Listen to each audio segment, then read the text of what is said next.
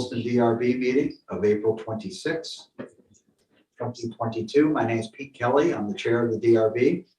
If you are a Zoom participant, please sign in by renaming yourself on the participant toolbar. This is a hybrid meeting taking place in the police station and virtually on Zoom. All members of the board and public can communicate in real time. Planning staff will provide Zoom instructions for public participation before we begin. All votes taken in the meeting will be done by roll call vote in accordance with the law. If Zoom crashes, this meeting will be continued to May 10th of 2022. Let's start the meeting by taking a roll call attendance of all DRB members participating in the meeting. Paul Christensen. Present. John Hemmelgarn. I'm here. Riley is here. David Saladino is here. Dave Turner is here. Nate Andrews is here. And the chair is present. So all DRB members are here. At this point, I will turn it over to staff to run us through some Zoom instructions, please. That's me.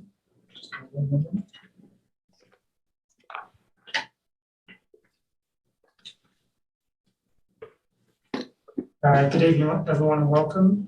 Just some short Zoom instructions.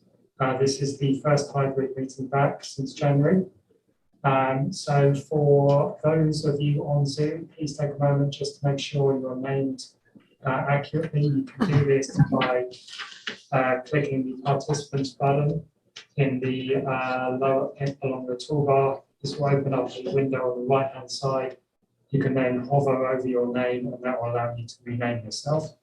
Alternatively, you can just shoot me a message in the chat and I will rename you. If you are in person, please make sure if you have any devices, tablets, phones or laptops, so you do switch off all three of those things. We've got the owl with us today who will take care of all of that for you and it can create feedback. For those of you on Zoom, we have a range of functions on the toolbar on the bottom of your screen. We have the mute button, which turns your mic on and off. Please keep yourself muted when you're not speaking. We have the stop start video button. Video is optional. We have the chat button. Public testimony must be taken verbally. Please don't use the chat for testimony. But you can use it if you're having any technical difficulties. When we get to public testimony, you can request to speak by using the reactions button and then raising your hand or send me a message in the chat. And lastly, I don't think we've got any telephone participants, but it's *9 to raise your hand and *6 to mute and unmute. We're going to be using screen share tonight, which means that everyone can look at the same documents. Your Zoom should really default to side-by-side view, which is what I recommend. But if it doesn't, you can access it by clicking to the right of the sort of green oblong at the top of the screen, scrolling down and selecting side-by-side mode. You can also see there we have a vertical slider. It allows you to adjust the respective size of that screen and video so you can see who's talking, but also see what we're talking about. And lastly, if you do have a bad internet connection, there's a few things you can try. You can try turning off your video, try closing browser tabs and computer programs of other apps you might be running. And then lastly, you can try using your telephone for a speaker and microphone.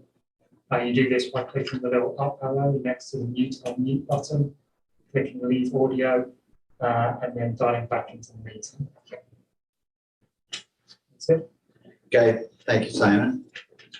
Okay, first up is the public forum. This is an opportunity for members of the public to comment on anything that is not on tonight's agenda. If you have a comment, please raise your virtual hand or enter text in the chat box, and Simon will let you speak. So we've got no raised hands. We also have no chats coming through. Okay. All right, we'll segue into the public hearing. Tonight, we've got 4 items on the agenda. HP 22-02, which is a certificate of appropriateness for a shed on Williston Road. DP 20-23.1, which is a master sign plan for Twin State Electric. DP 21-20, which is Taft Corners Associates for a grocery store.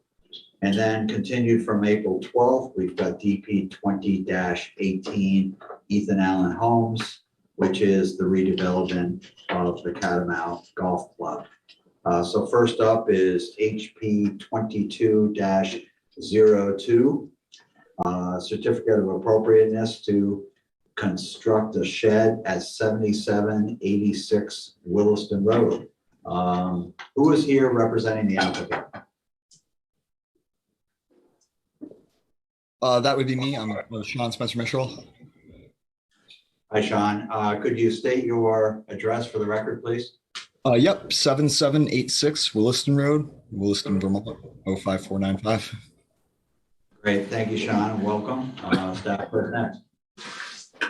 This is a request for a certificate of appropriateness to construct a 12 by 14 shed in the Village Zoning District. This property is located in the additional review area, a couple houses down from us. The shed will have wood siding and an asphalt shingle roof. Here's a photo of what the property looks like from the street. The shed will be tucked behind the house, so it'll be minimally visible from Williston Road. The HAC recommendation was that this complies as proposed, and they've drafted a certificate. Thank you. Great, thank you. Sean, do you have any comments to supplement what Emily just provided? I do not. Okay, DRB members, any questions? Members of the public, do you have any comments on this application? There's no raised hands and no chats in the chat box. Okay. Sean, thank you for coming. We're going to close HP 22-02 at 7:10.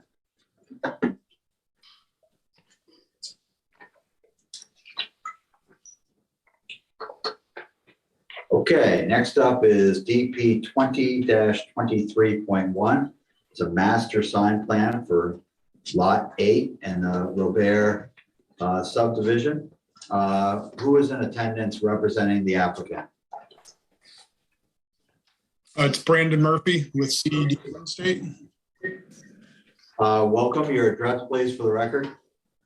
It's going to be 399 Shunpike Road in Williston. Do you need my personal address? Oh, that's fine. Okay. That 399 Shunpike in Williston. That's fine. Yes. Okay. Staff, you're up next. Okay, that's me. So this is a request for a master sign, amended master sign plan at 399 Shunpike Road in the Industrial Zoning District West. Staff is recommending approval for the proposed change. We recommend you take testimony, close the hearing and deliberate tonight. We've drafted findings, conclusions and conditions. Essentially, this is an amendment to relocate a wall sign that faces Shunpike Road from below the canopy on the front to above the canopy and increase the size from 36 square feet to 48 square feet.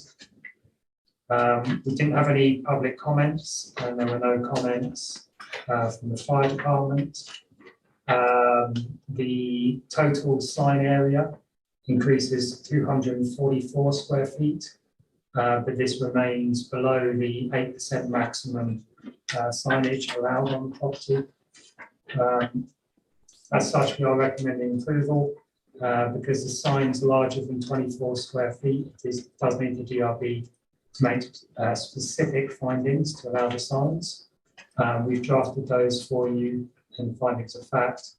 along with conclusions and some standard conditions, including the updated sign table. Great, thank you, Simon.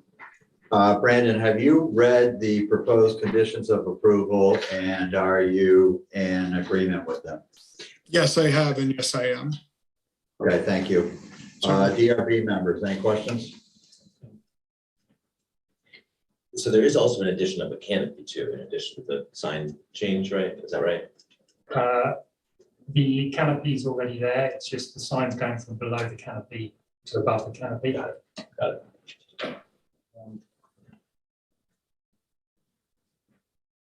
Any other questions from the DRB?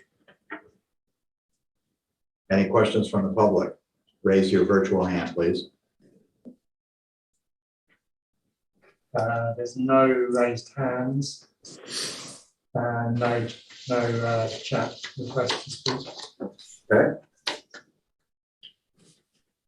Okay, we're going to close DP 20-23.1 at 7:14. Thank you, Brandon, for coming. Thank you. Okay, so at this pace, we're going to be wrapped up by 7:50. What do you think? I like it. Unlikely? Okay. All right, next up is DP 21-20, which is Taft Corners Associates. Jeff and Andy, familiar faces, welcome. If you would please, individually, please introduce yourself and give your address for the record, please. Jeff Nick, 151 Deer Road in Shelburne. Andy Rowe, Leonard Dickinson, 14 West Drive, Essex. Great, thank you. Staff is next.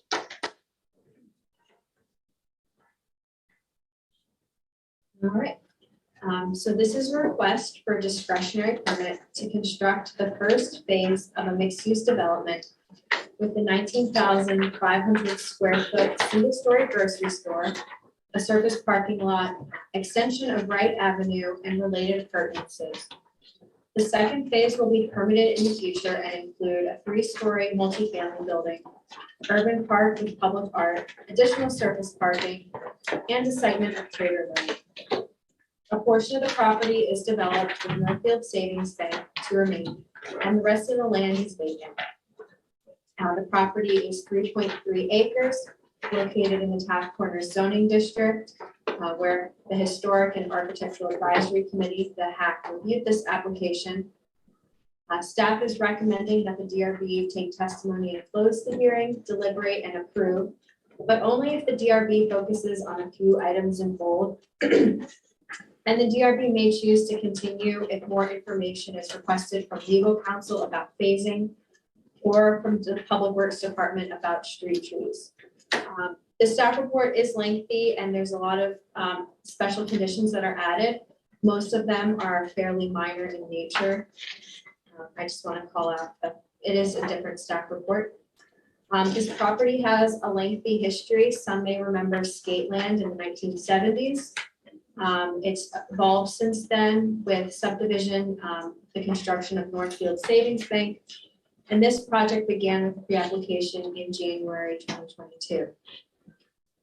The HAC recommendations are included, as are the Public Works and Fire Department comment memos. And no public comment letters were received at the time of mail out or by this evening. I do include a note here about the Taft Corners form-based code project.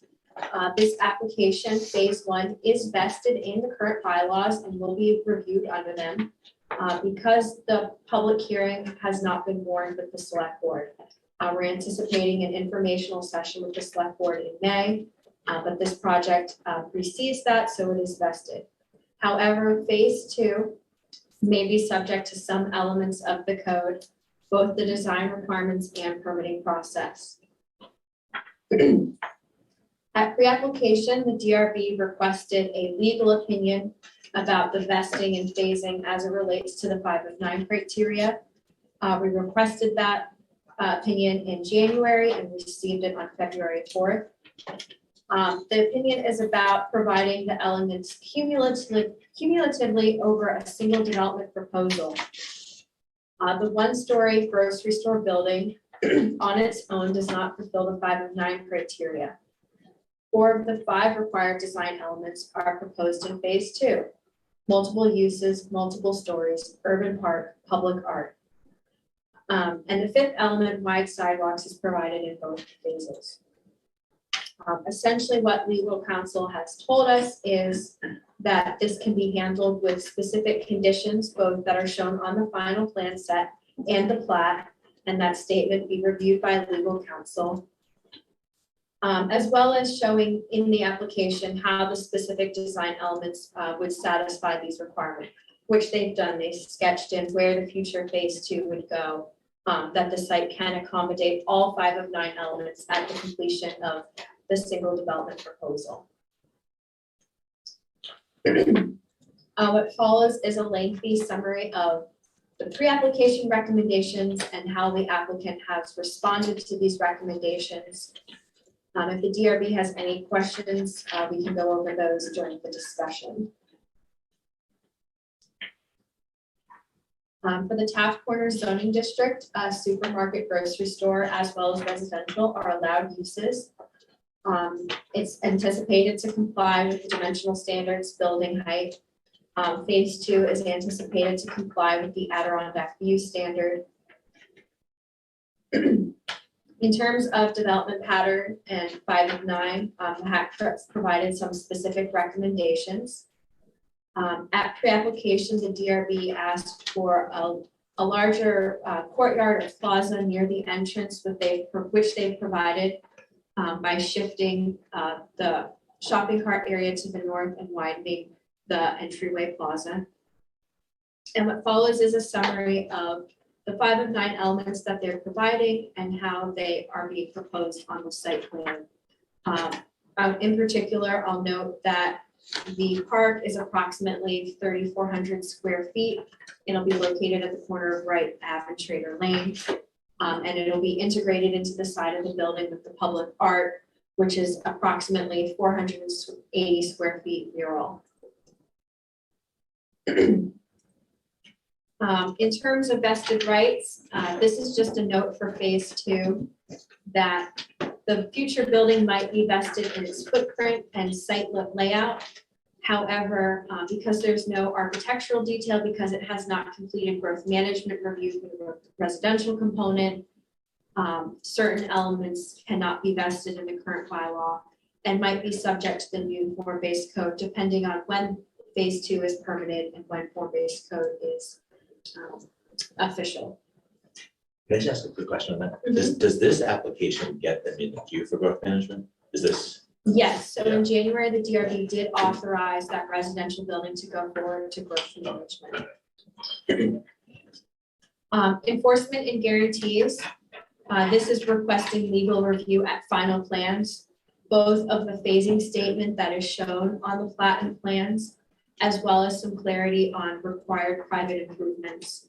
The bylaw list of required private improvements doesn't include things like buildings or structures. However, 5 of 9 elements are required, like multiple stories, multiple height. So seeking some clarification on what elements can be guaranteed in the development agreement and how that return is phased. Access, there are 2 specific conditions included. They'll be extending Wright Ave, which is a proposed bridge street. And the Public Works Department has commented on access. At pre-application, there was a lot of discussion about bicycle and pedestrian access, mainly how vehicles turn in near the main entrance where customers will be walking back and forth with shopping carts. They've responded to those recommendations by proposing a larger plaza feature. However, the main point of access across the parking lot is the ADA access aisle. So there is a condition pre-drafted by the HAC about reconfiguring this area so there's better visibility of pedestrians. I've included the healthy living as an example. This one is obviously significantly wider than what would need to be shown here, but that a pedestrian can walk out and not be obstructed by vehicles in the sight line. Connectivity at pre-app, the DRB requested a connection to the property to the north. This is shown on the plans, however, at final plans, it would need to include an easement or right-of-way such that that connection can be used either by the town for a future road or for the property to the north to have connected access.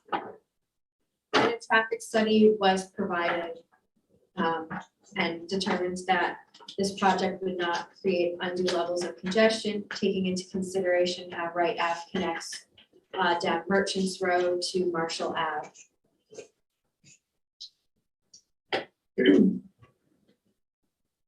For parking, compliance is anticipated. They did provide a shared parking study, which indicates a peak demand of 133 spaces. The additional parking spaces can be provided by using a structure or a solar canopy, designating spaces for alternative fuel like EV charge. And some of the other elements like porous pavement are an option, but usually not feasible. Their bicycle parking and end of trip facilities are also anticipated to comply. They're showing a shower and locker room in the employee area of the grocery store. For on-site infrastructure, municipal water and sewer is provided. And for maintenance, they are showing snow storage and dumpster enclosures, as well as space near the northern loading dock for the bulky storage of grocery store waste like boxes or pallets. Compatibility, this is where the HAC provided a specific recommendation about the screening of rooftop mechanical. The application materials do include renderings and elevations with the rooftop mechanical and a roof plan showing that they'll be located to the north. The HAC requested RTU screens that blend into the facade, whether they use red to match the brick or a beige gray to match some of the other roof elements. Leave that up to the architects, but screening that mechanical so that it is not visible from Route 2A when you're heading south and you're looking at that northern facade. For design review, the HAC reviewed this application on April 5th and found that most of the elements comply as proposed. That lengthy list of pre-application recommendations were responded to for the most part. Their recommendations are about the mechanical screening, pedestrian safety, and signage, which I'll discuss later. These images show the renderings as well as the proposed public art for phase 2. The HAC found that the urban park complies as proposed. It's partially enclosed by the building on the north side and the sloping terrain with stepped seating rocks built into the hillside. Landscaping also complies as proposed around phase 1, the north and eastern sides of the grocery store. Street trees do not comply as proposed. So they are providing street trees in the right of way along the frontage of the grocery store on Wright Avenue. However, along the parking lot and future phase 2, street trees are located on the private side, essentially in the parking lot landscaping area and not in the right of way.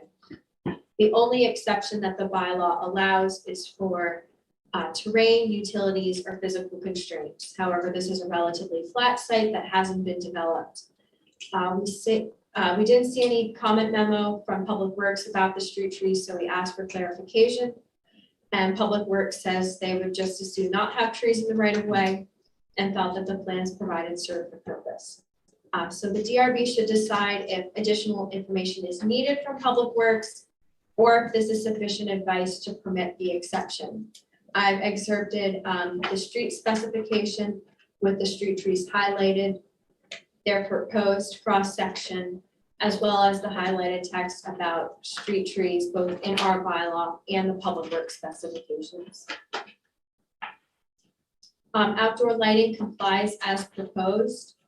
There is a condition that final plans show notes on light timing, dimming, and security lighting. Oh, and there are some places where lighting is elevated around the pedestrian entryways, which is permissible by the DRB for pedestrian zones. Signs and public art. The HAC recommended that the word fresh go away. That would also bring their signage count down to comply with the 8% maximum area. They also recommended using a different fruit. While apples are okay for Vermont, oranges are not very Vermonty. They thought images like maple trees or some other Vermont product would be ideal. And the DRB's review of public art is limited to determining that it's not going to obstruct traffic or pedestrian safety, which a mural would not. And we're estimating the size to be about 450 or 480 square feet. And the art must not bear a corporate message, either explicit or implicit. And the public art will be finalized during phase 2. Impact fees.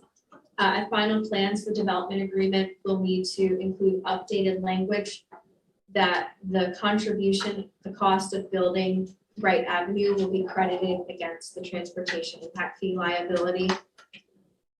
This project is anticipated to generate 205 PM peak hour trips from the grocery store. The base impact fee is $1,943. So roughly their liability is just under $400,000. And that can be credited against the cost of constructing Wright Avenue and just needs to be finalized in the development agreement. What follows are specific findings of fact about what elements are provided in phase 1 and phase 2. Conclusions of law, particularly number 3, that phase 1 is dependent on phase 2 to fulfill the 4 of the 5 required elements. And then the conditions of approval, noting the ones in italics towards the bottom, especially number 5 about the street trees. The DRB can also choose to defer final plan review to staff or retain review. The staff recommendation would probably for the DRB to retain it because there's some additional legal counsel comment required. Thank you. Okay, thank you, Emily. Jeff and Andy, you might want to jot these down. I have three questions that I'd like you to address, and not necessarily in the order that I'm going to provide them to you. One is, do you have anything that would supplement staff's report that you feel is relevant to the DRB here? Number 2 is, I'd like to hear your position on the recommendation on the entrance reconfiguration for handicap safety. And the third is I'd like to hear if you have any concerns with proposed conditions of approval. And with that, the floor is yours. Okay, great. Let's I'll let Andy take over most of this, but I think we're good on the parking, right? The changes to that parking. I think sort of the supplement and the conditions go together. No major changes or anything to supplement, but just to work through some of the staff comments. I think we don't have drastic differences, but some nuances to discuss with the board. Why don't we go through those individually after, and they do kind of go together. After you've addressed the entrance reconfiguration. Sure. Okay. Could staff put up page 10 that shows the 3 images for the entry? Page 10 of your plan. Sorry, page 10 of the staff report. Okay. So this was raised by the HAC, and I think it was good feedback that we got, and was included as a condition. Staff continued it in their staff report, and what we had talked about doing with the HAC was, so looking at the center image there, the area that's highlighted where the bike racks are, sort of off the north, the corner of the building there. And then the aisle between the two handicap spaces. What we propose to do is to eliminate that southerly handicap space. We'll reconfigure the spaces to the north, but that the aisle between the two handicap spaces that's highlighted in the handicap space to the south would be made part of that sidewalk area that leads to the front door. So that as you're coming from the parking area across that large marked crosswalk area, there's a more sort of welcoming entrance. As you're leaving the grocery store and looking back to Wright Avenue, you're not having to look over a car, on incoming cars, not having to look between cars for the pedestrians. So it would enlarge that area. Yes, just as staff has got, I guess we would propose to leave the landscaped island that's there now. I'm just not sure that there's a need for that much concrete to be added to bring that all the way out to the curb where the word bike rack is and where the bike racks are shown now. Again, another one of the staff comments was to take those bike racks and move them over to the right-hand side of the entrance facing Wright Avenue, which there's plenty of concrete over there to do that. So that would be our proposal. That way, as you're coming and going from the parking area, that there's a wider concrete sort of landing area for people coming and going. Okay.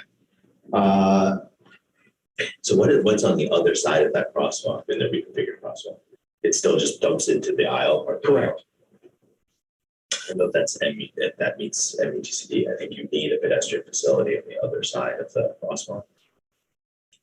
I think We could, I mean, the intent of the crosswalk markings there is to identify for the people coming and going that, there's activity there. We could paint that as a sort of don't block the box. it might thing. be, Rather just than from a a crosswalk. liability standpoint, right? Like if there's not a crosswalk and something gets Yeah. hit, there might be some liability involved there. We could come up with a different pavement marking. It may be worth just looking at the There. MUTCD to see, the crosswalk section should, I think it says pedestrian facilities, even with truncated domes have to be on either side. So Mhm. I don't know if that meets the MUTCD.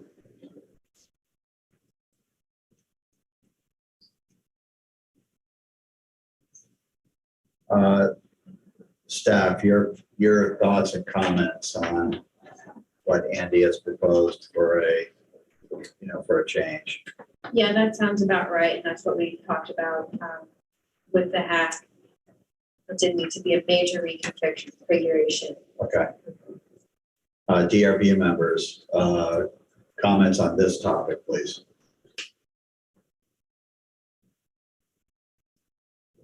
Pardon me, I'm having trouble visualizing exactly what is being proposed. You are not alone. So, Emily had drawn it in very nicely. That was good drawing, by the way. Thank you. Yeah, I think this is where review at final plans, and maybe before, everything is batched up. If they want to send something over, like, hey, is this looking right? We can always forward that over as well. okay.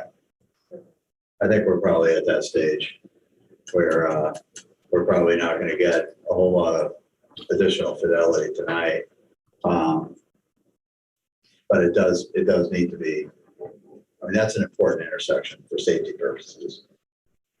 I'm guessing, Andy, you looked at like the example, the healthy living example of running a sidewalk down the middle of that parking lane. You just don't have the width, right, with the parking aisles. Right. If we took 10 feet in the middle, we'd lose the 10 feet that we've got between the sidewalk and the sidewalk along Wright Avenue in the parking For the area. planning strip. Yeah. Right. Yeah, and I think when staff in our review, because Wright Avenue has the multi-use path, that someone could go down that way to access the parking spaces at the rear, where a duplicative path didn't feel as important. But just that 10-foot landscape strip, if Bruce were saying no trees are right of way, which I don't agree with, but if he's saying that, could we just shift the parking down 10 feet and get a landscape? Or no, I guess that would work. Then you could get your 10-foot sidewalk. I think Bruce is saying that it's his preference not to do it. That's the way it was written. Didn't sound like a hard no. Yeah. Well, I don't think it can be a hard no. Better. So it's, Which is a hint that he's gonna cut them down. he's recommending ash trees be planted.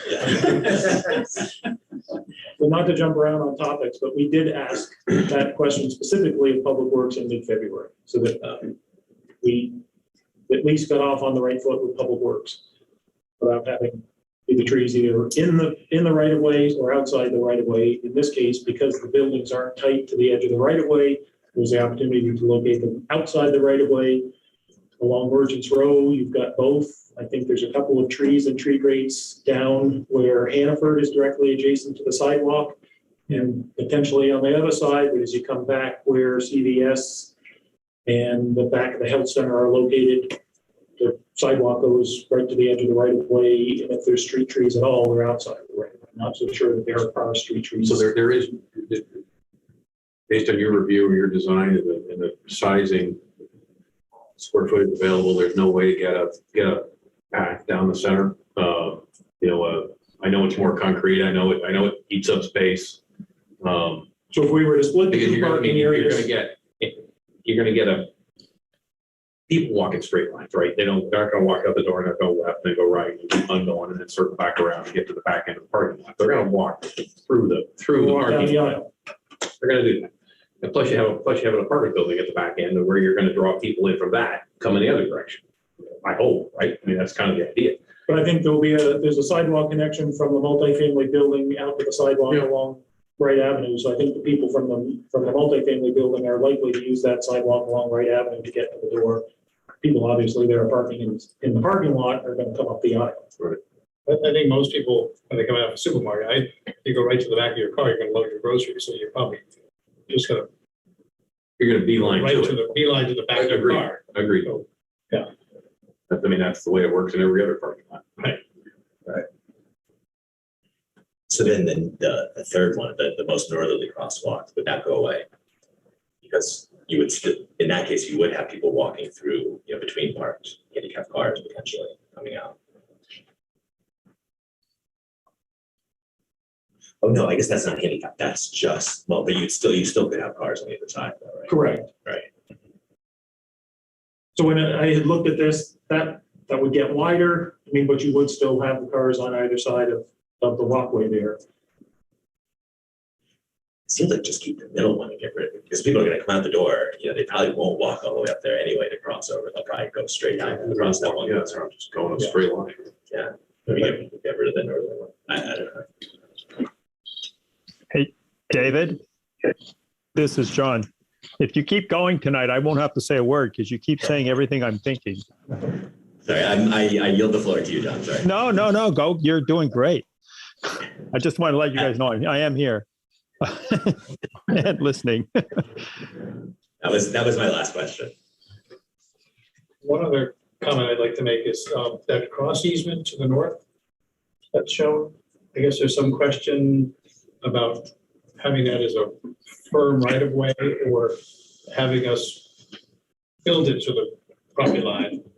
And then at such time as the northerly property is developed, they would come to the DRB and either formalize that connection or ask for a slightly different configuration, which we'd all have to agree to. But I don't know if I know we would prefer not to make it a formal legal easement at this time, but have it a condition of our permit that, yes, we'll build it and we'll make it a permit easement at the time that the northerly property comes in. Because it's not going to be a full connection right now because they haven't developed their side. Right. But once you build out your parking lot, there's going to be very few places where you'd be able to put it in any place, right? I mean, it's going to be whatever. They did ask for it to come through the Northfield Savings Bank side, and we declined that request. We said this was better, but who knows? We may decide that is a better location. I don't know. So rather than make it a firm legal, we have to unravel it later. We prefer to do it, the legal component later, I guess. But show it and make it a condition from permit that will provide it.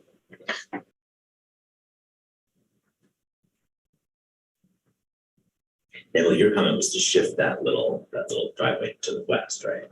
Yeah, shift it to the west so it aligns with the driving aisle, and then provide more realistically easements in the property owner to the north that they can connect to it. Whether it's a floating easement in case the location changes a little, I think that would probably be okay. I mean, it might float 5 feet, but then all of a sudden you legally said it's gonna be here and you want it to be here. Yeah, I think floating where there's that wiggle room, but get the connection from this property now. Is it possible? Do you have any problem moving it west? I mean, I think Maybe we can move lining anywhere. up with the traffic flow would make sense to me. Mhm. So we had moved it in the location that's shown, so it wasn't coming in tight to the garage, but I don't think we can move it wherever the DRB and or the adjacent property owner would like to see it. I guess similar to Jeff's comment about an easement or right of way, I think having a right of way through there for the town to have a future street is problematic for a number of reasons, and even granting an easement. We're not looking not to have the connection there, but a right of way or an easement is conveying rights to your neighbor. Can this instead be accomplished as a zoning permit condition? Or it just seems like the bylaw, I had a quick exchange with Emily on this. I think staff's opinion is that section 13.7 implies that a right needs to be conveyed. I agree that it's a good idea to have the connectivity, but I guess I don't see that the bylaw is requiring an easement or a right of way be conveyed either to the town or to your neighbor. Yeah, I'm not saying that connectivity isn't a good idea and having some type of arrangement isn't a good idea, isn't a good thing, but elevating that to an easement or a right of way is a substantial. This topic has been batted around for as long as I've been on the board, so long time. Nobody ever seems to be happy with with the results. Your comment about conveying rights to your neighbor, you're conveying rights to the property line. Is that your assumption that if you go to the property line and you convey the rights to the town, you're effectively conveying it to the neighbor? I mean, I guess you are. Right? Well, if it's simply an Require them to do agreement it to have too. a connected parking lot, I think that's what we're trying to achieve. Mhm. But if we need to show something on the plat that runs down that aisle and hits the property line, if the parking lot was to be reconfigured in the future, or if things were to change on the other side of the property line. Jeff, you said that you got approached by or had a discussion about putting an They easement wanted by the Northfield Savings Bank. Right. And we didn't feel that, we didn't even ask Northfield Savings Bank I because would that's think it would really make there. more sense back here than it looked up We there. thought this was a better location for it. Yeah. I don't know that I understand a town right of way, because the town would the town maintain a 50-foot stretch of road? No, it would just be the offer that it could be a road in the future. They would be town. Does that Town right of way. Does that have to be in there? I mean, that's. But there's also, We don't think there's no town official map that shows that right away. It doesn't seem like there's any mechanism to require that conveyance to the town. Yeah, the rest of the town seems Yeah. strange. And we there's don't not, see it part of the town. It would be between the two property rights. Right.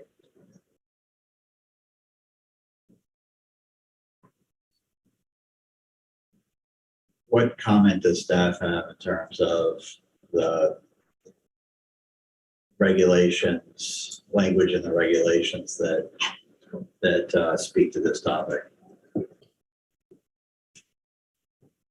So I think about it most easily as like residential subdivisions where you're platting new streets and you show where a street or a section of the multi-use path will spur on either to another part of your property for future phases or to the abutting property. And then it has the required agreement underneath it.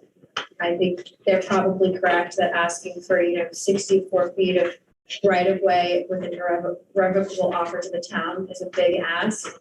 But giving that easement that the future parking lots can be connected, it is probably the middle ground here, similar to where you would provide an easement to town for a future sidewalk or a path, but the other property owner can have floating access through the parking lot at a location to be determined in the future. So wouldn't the easement just say we are okay if and when that adjacent property gets developed and connects, that all of these is okay with traffic crossing over their property? Isn't that what they're conveying, that right? Yeah. Right. And that's what you're concerned about? We got that? to twist our arm a little bit, but they agree. And so they're okay with that, with the concept of, Well, they like, that's the preferred location Yeah. in terms of all these. Yeah. But lines that people are kind of going through on that north-south and not parking lot circulate closer to the Aldi and You get keep it on the western side. I mean, I'm also gonna speculate that we ought to try and get this right, because the property owner to the north is probably gonna do exactly what you're planning on doing. On the back side of the property, it's probably pretty short order. Right. Is that barn gonna go away? Do you think? Is it an old barn? Old brick No, house. it's a block. It's a bit, I think it's a pump in there or something. Oh. Something going on. Oh, is there a Yeah. pump in there? Yeah. Well, there's something going on in that shed. It's a hell of a building. Yeah. But I mean, that could come down and they might want to move it to the west a little bit, which we can obviously do, you know. right.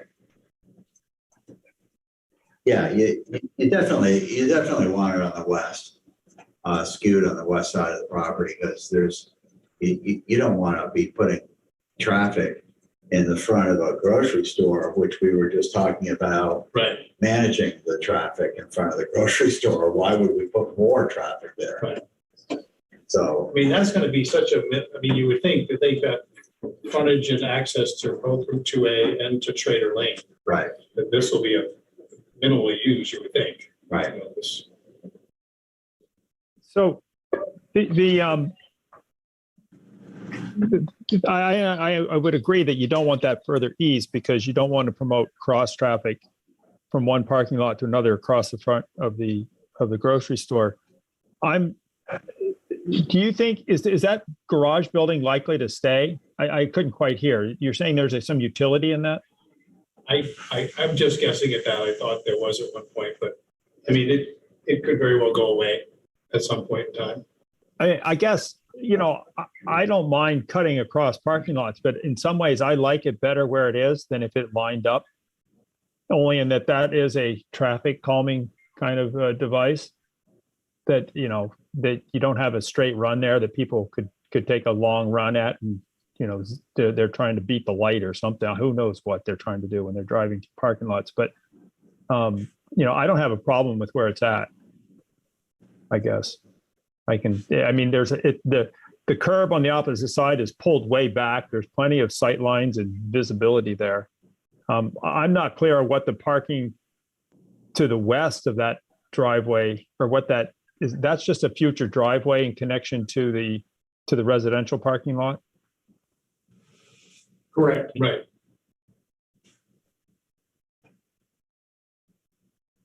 All right. I think whether the DRB wants to leave it as it's shown or move it to the west to align with the aisle, we're fine with that. I guess we would Okay, ask that we'll figure that out. Right. Deliberations, yeah. if the language is, Emily suggested, could be something on the lines of an agreement for reciprocal access through the parking lot as opposed to an easement or a right of way, that would be preferred as well.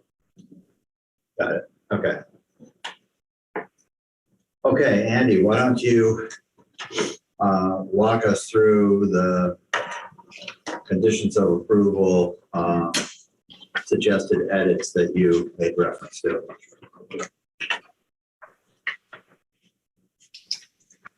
I have a couple of questions on the plans. Would it make sense to do that first or afterwards? I don't have a preference on that.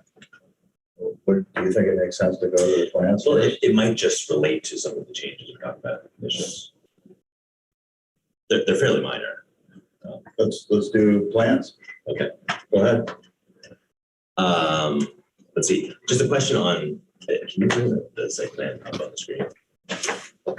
leaving the main entrance, if a car's at the stop bar, I'm just, it looks like there's some tough sight lines looking to the left. You've got the corner of the building and then the trees along Wright Avenue.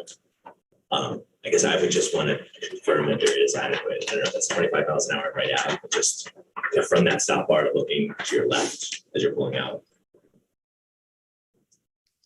Do you see where I'm talking about? The furthest one to the west, the secondary curb cut? To the east, the main curb cut. exiting the main entrance. Okay, And if you look to your left, like look towards 2A, you've got the corner of the building there. If you just draw a line from kind of where you're sitting in your car at that stop bar, you see the corner of the building, and then you've got the trees on Wright Avenue. So those could potentially block your sight lines. I think you're right. From a practical perspective, you're going to stop at the stop bar to make sure that nobody's coming on the sidewalk, and then you're probably going to pull ahead another 8 feet. Well, that's where it's strange because you don't have the on-street parking there. So you've got the curb that's further out. So you've got to pull out pretty far. But I guess that also serves as that keeps cars from hitting. It gives you a little room to pull out a little further. you're probably going to scooch out into that walkway Yeah, before you actually commit to taking off. yeah, yeah. So if the trees moved out to behind the curb within tree grades, Mm, they would affect the sight distances as well. yeah, I mean, Yeah. again, you'd be just nosing out a little bit further in order to get a good look to your left and to your right. yeah. Okay. Yeah, I think the curb sticking out on I'm good with that. And then the park, the urban park, is that, in some places it's labeled as phase 1, some as phase 2. Is it phase 1? So it would not be phase 1, but I think on the construction phasing plan, Yeah, it's identified as not being constructed in phase 1, but with the conditions that it be constructed within 2 years. Staff is suggesting that condition instead be that basically everything be constructed within 2 years, both. So the earlier discussion we had with the DRB was, how do you ensure that the park gets done if the multifamily building doesn't happen in a timely fashion? So our attempt to address that was, if for some reason the multifamily building is held up, that money would be put in escrow to construct the park and install the art. Art is a little problematic if the wall's not there. That brings up a point in that, the park looks cool, it looks great, but it is bounded by the foundation of the building.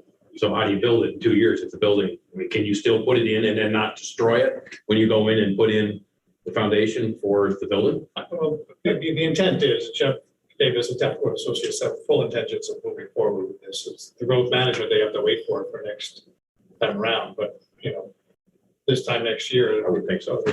off the running with that project. So I know it's a little unusual to shift 4 of the 5 criteria onto the next phase, but the intent is to fulfill the obligation and to build the building. So I think the modified condition as proposed by staff was acceptable to the applicant, that everything be started with an administrative permit, the administrative permit application be submitted within 2 years for the construction of not only the park, but also the multifamily building. and so we are commenting on the park now. That is germane to this application. Just the phasing of it. Well, no, but it sounds like we could approve all these, and within 2 years you could build the park. Right. Right. So I feel like we do need to comment on it now, right? Because you wouldn't have to come back for the park. Again, it was our intent to Yeah, provide the have you- detail on the park now Right. to address the 5 and 9 criteria. Again, in the application, we were proposing that if for some reason the building got held up, that the park would happen within 2 years. The condition is being suggested by staff is certainly adequate, so we provided the detail on the park. We'd be happy to take any feedback on the park. By the way, Aldi's was happy to build solar panels on their roof, but because it was a supermarket, it wasn't going to provide 60% of the, or whatever the 20. Yeah, 60%. because of all of the cooling and everything in the supermarket, they weren't going to generate the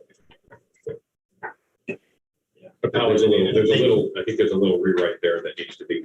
Otherwise, we would have had A solar little. panels. A little, yeah, thank you. Maybe more than a little. And just the last question, so the parking, do they need 117 spaces? I kind of lost track, so that's the 80% factor. Is there a minimum requirement still? So the table is still both a minimum and a max. And you can reduce it 80%. The applicant could provide it at 80%, or the DRB could require it at 80%. And then going below that, you have to do a share analysis. And so they've got, how many, 90. So in phase We've got one, them- they're proposing 109 spaces, 109. 86 off-street and 23 on-street, which includes 4 ADA. At the completion of phase two, there will be 143 spaces, 123 on-street, 19 in the garage, and 23 on-street. Their shared study is proposing a peak demand of 133, and you said that's including all of the street parking. Right, I think where it says 123 off-street, I think that's a typo. It should be 101. So we've got 101 plus 19 plus 23 gets us to the 143 total. And what we would suggest is sufficient is the 101 off-street spaces, 19 structured spaces, and 13 on-street. While there's going to be 23 on-street spaces, that's on both sides of Wright Avenue. We don't need to utilize all of those on-street parking spaces to meet the demand. Some of them are on the other side of the street. There will be buildings eventually on the other side of the street that will be looking to use those as well. And I think the way we were reading the bylaw was if you need additional parking spaces, you can utilize those on-street spaces, but we don't necessarily need to use all of those 23 on-street spaces.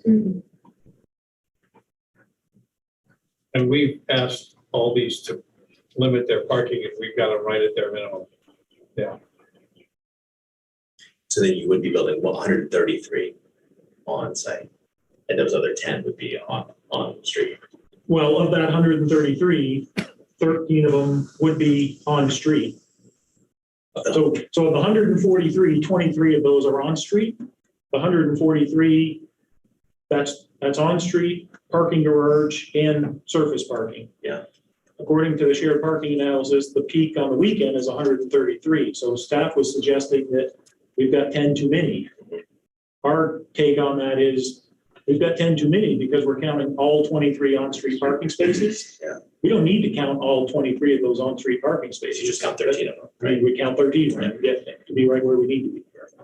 Got it. On that, while we have that topic going, are you building, do we need to limit how many are built during the phase one when just the grocery store is being served?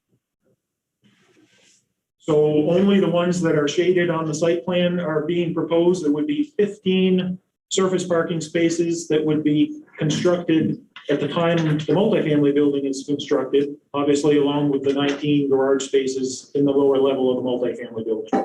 Right. So Andy, how many does that leave? How many are you building now as you're proposing it for the grocery store? 101 minus 15, so 86 off-street parking spaces for the grocery store. So that's how many are in the parking lot as shown? Correct. 86. Okay. All right. Thank you for that clarification.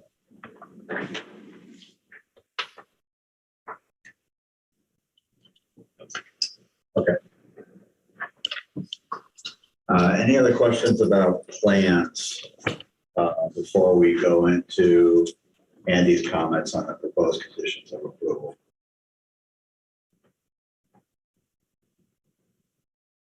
Why don't you go forward with your comments, please? Okay, well, I'll be succinct. Number 4 on the conditions of approval, I think we've already covered with the connection to the dealer policy property. Condition 5 was, I guess, a question for staff. Would the escrow or letter of credit need to include the multifamily, the cost of constructing the multifamily building in the development agreement? TBD, my interpretation of 7.1 is it could, but we would have to ask legal counsel if that's realistic. And would that be public?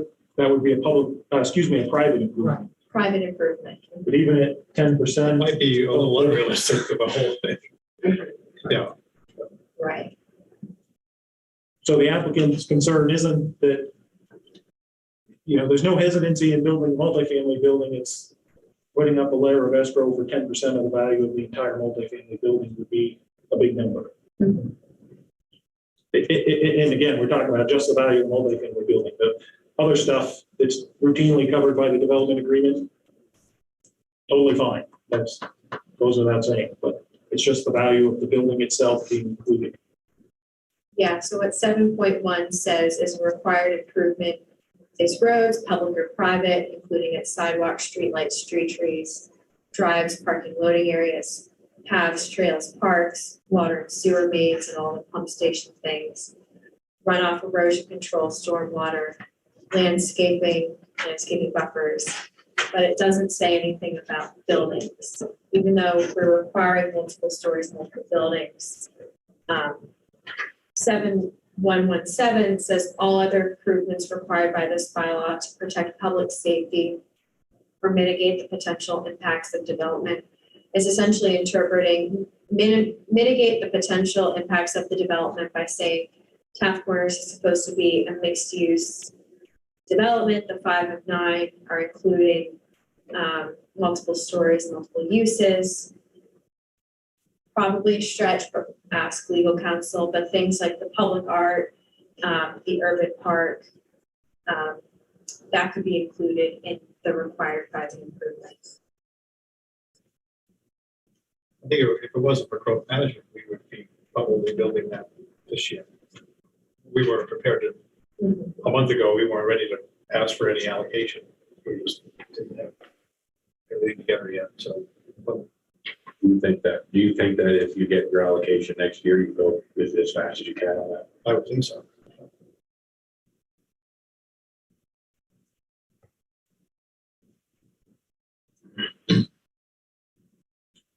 Okay, That was number 5. Yeah.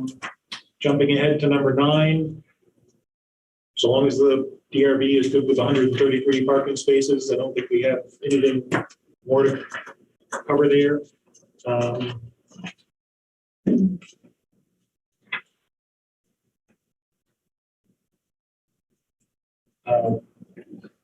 Jumping down to 22, we talked about the parking lot connection and what mechanism there was for formalizing that arrangement. I think the last one is 25 and where the street trees land. Yeah.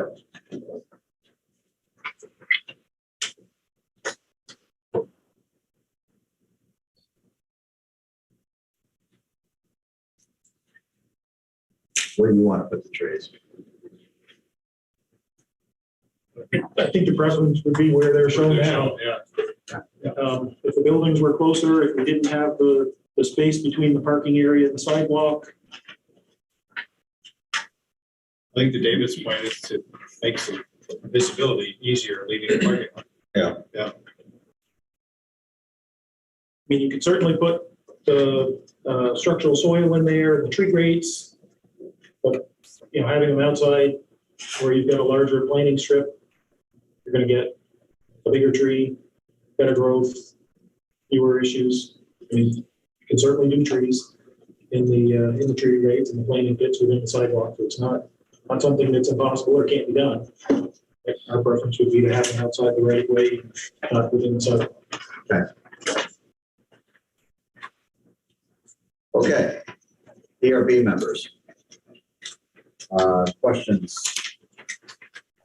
Yeah, Pete, I'd like to jump in while we're talking about these trees, because I think that's really about my only final comment here is, I'm looking at this plan and I'm trying to imagine, we're trying to build a walkable, comfortable space here. As you know, discussion in the past has been, had a concern with the fact that whereas the form-based code wants to see buildings up on the street, we've now got a parking lot right there.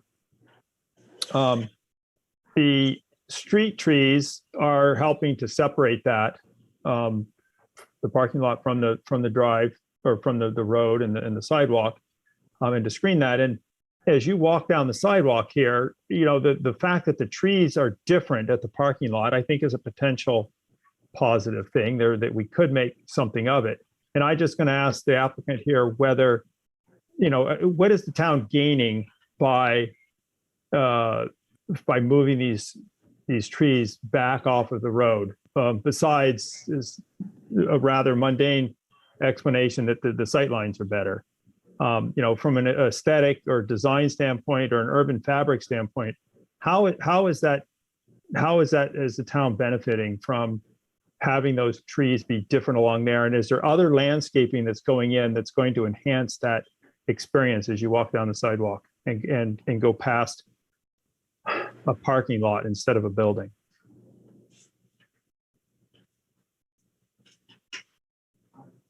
Looking at that plan, you got the 4 trees along there, right? Along the parking lot outside. Right, so I'm not sure about the benefit to the town, but between the sidewalk and the parking lot, you've got the 4 trees and continuous deciduous shrubs between the trees. Along the building, there's smaller trees as well as the 2 planters that are elevated, built into the structure of the building, as well as perennials that run along that edge of the building and adjacent to those planters. And then further down, obviously, you've got the landscaping associated with the park. So there are perennials there? Are there annuals? By the park or back by so in the along the sidewalk? So between the parking area and Wright Avenue, those are deciduous shrubs between the trees. Adjacent to the building, there's perennials along the building with annuals being put into the planters that are up against the building. Yeah. So those are a mix of perennials along the face of the building there with the trees, and then there'd be annuals in the planters themselves that are elevated. So I'm saying the AAs, what are those? Those are the shrubs, right? And how tall are those? I can't read this plan. So they're going in at 18 to 24 inches, but unless they're pruned, they get 4, 5, 6 feet high. I'm guessing they'd probably be maintained at 4 feet. 4, oh, I see. So they're going to grow to more than the 24 inches. Correct. Yeah, all of those shrubs through there, while they may be planted at 2 feet, will mature to a much higher height. Again, my guess is they'd be maintained to a height of about 4 feet. Okay.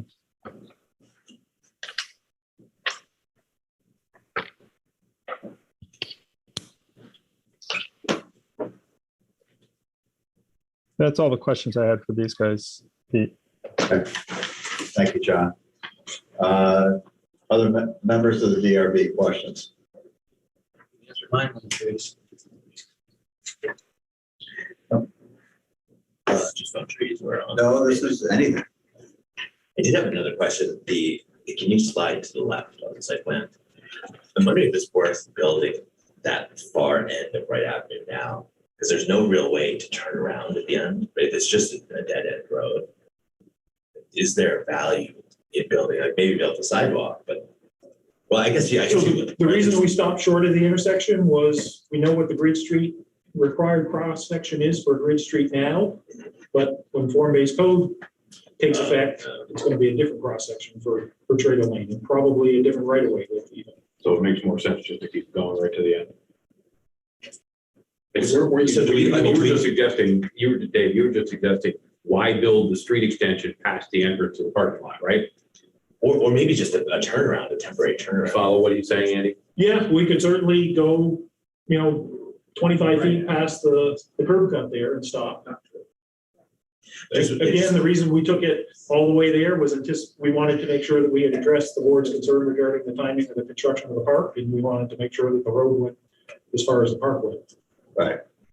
it's probably a non-issue, but just those 3 spaces there, somebody parks there, how do they get turned around, you know, to leave? Correct. But probably nobody's gonna park there, you know? Yeah. Nobody parks down there right now. I mean, or along Merchants Road, they don't hardly park. Right. Is there any requirement that you actually build that extension? Other than it's shown on plans, but Yeah, I think it Build it could be now, build built it as later. part of phase 2, because if it's permitted this way, and it's existing right of way, then they're vested in it. So if this gets permitted to be built like this, but doesn't get built until phase 2, I think it would be vested. Yeah, we could see that. I could see that living under the permit for all of phase 1, but not be constructed. You present an adjusted development agreement and letter of credit. We do a certificate of compliance for everything but that stub if it ended up not making sense to build it. And it could come in, you know, it could shift into the phase 2 build, right, essentially administratively. I think it makes a lot of sense. I think that makes sense. I do too. I do too. That's a cost saving too. Right, I mean, water and storm are gonna be built out to the end, but the basin could end at the end of the radius there. Sure. You could get cars, if you extended it, you could get cars parking there and Could become an then they don't have, unattractive place for people to well, be. they just don't know how to turn around. Just they'll maybe piled up there. I don't know. Probably better to not do it, not build it. We can coordinate with Public Works on exactly where that line. Right. Okay. Will that affect your parking spaces for this phase? Well, I guess not, because there won't be 110 there, so. Right, Right, so you you've got have plenty going the back. 13 and the 23. Right. I got the 10th buffer. Okay, other questions? Dave, do you have any? No, you got that. Dave, any more? The only question I have is around the mural. How will you come up with, I mean, if it's just a painting on a wall, how will that be maintained or guaranteed to be there for as long as the park's there, or? I mean, there is paint that the mural that lasted a long time before Burlington took it down was that one in the alleyway there at Church Street. It never faded. It was always glossy. So I know there's paint and a coating you can put on those murals that will make them last. Yeah. Dave, we would understand the maintenance of public art to be an ongoing requirement, just like the maintenance of landscaping. So, you know, if you let all your landscaping die, no matter how long it's been since approval, you might be asked to replace it. Same thing for art. Does the historical and architectural committee approve that design? Is that part of your question? Like what will be apples? Not oranges. Right. But as part of the package, you have a depiction of what it would look like. Right. Yeah. So that's not just a facsimile, that is the exact, Well, that's that's what you would be planning to put. something like that. Yeah. That's the concept, right? Is Right, that fair? concept, yeah. Yeah. If you want to make suggestions as to what it might depict, you know, fun and whimsical, or, you know, give the artist some better idea. I was thinking successful 2022 local Olympians. I was thinking the same thing. Well, I was thinking, you know, that just came to We mind. can put an American flag up there.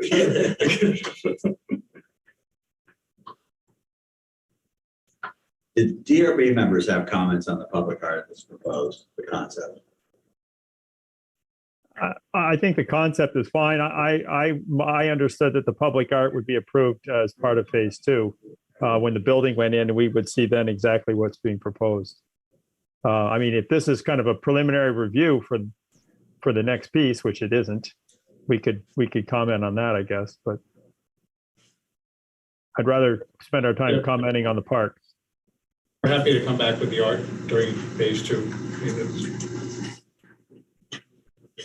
Decide that today if you don't mind. I think that's probably appropriate.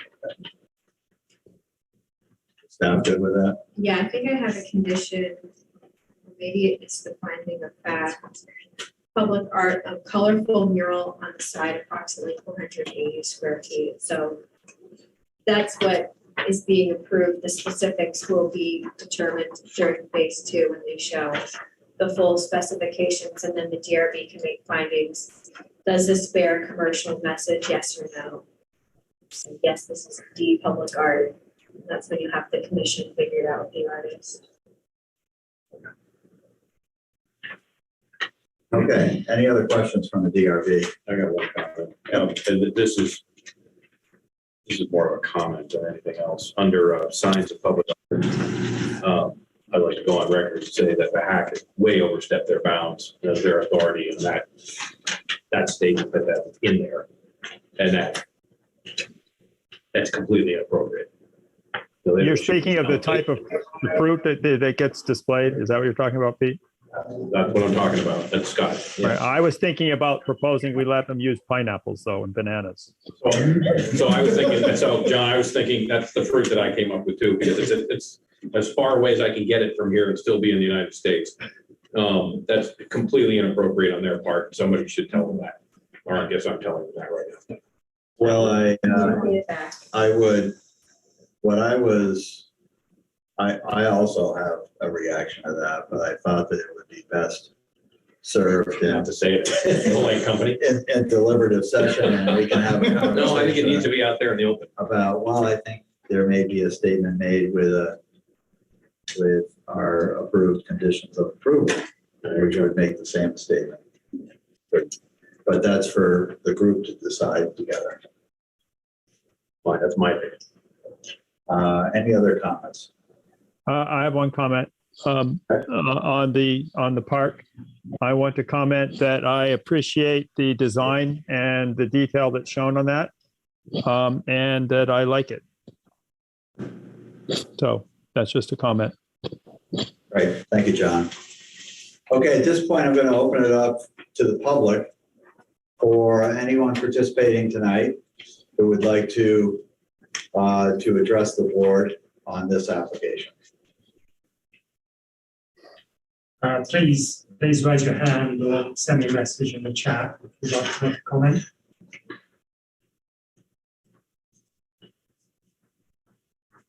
I've got no raised hands and no one sent me any messages in the chat. Okay. I did have some comments on the traffic study. I totally forgot. I saw Roger's name up there. And, do you want me to take through those now? I feel like Absolutely, because I would have closed the hearing had you not said something. So the floor is yours. Right, just a couple questions, Roger. So I'm hoping Roger's listening so he can answer instead of me. So before we do that, Roger, we all know you, but if you would please introduce yourself and give your address, please, for the record. Yes, I'm Roger Dickinson of Lamoureux Dickinson Engineers, 14 Morse Drive in Essex. Okay, David. Yeah. Hey, Roger.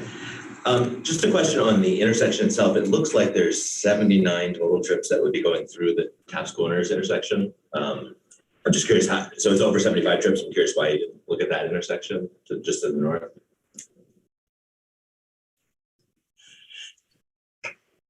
Yes. This will exceed 75 trips. There's 14 trips heading out to over Merchants Row towards Marshall Avenue. Those are on the lower left corner. And the remainder of the trips are exiting and entering via Route 2A. If that answered your question or not. Well, I guess, the V-Trans threshold is 75 trips. So there are more than 75 trips. Yes, there's going to be more. Yes. But you didn't analyze that intersection? The 2 and 2A? Of 2 and 2A to the north?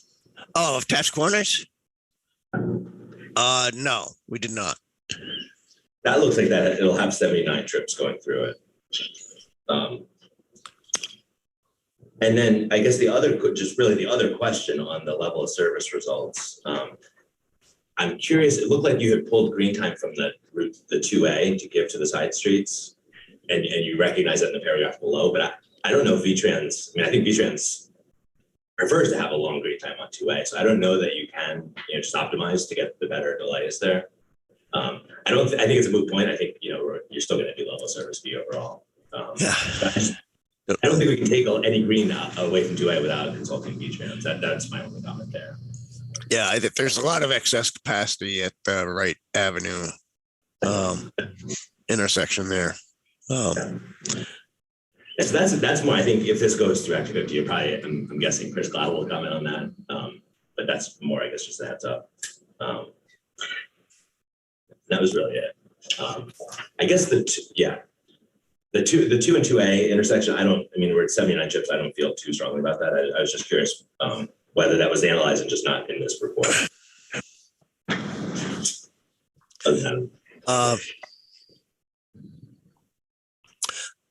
I'll have to double check. I don't, I'm a little bit could you scroll up on the report just a little bit there? I'm at a disadvantage because I don't have it with me here. I was attending for the next application. A little more up to the project trips. Let's see here. I did take into account pass by traffic, which do a quick calculation here.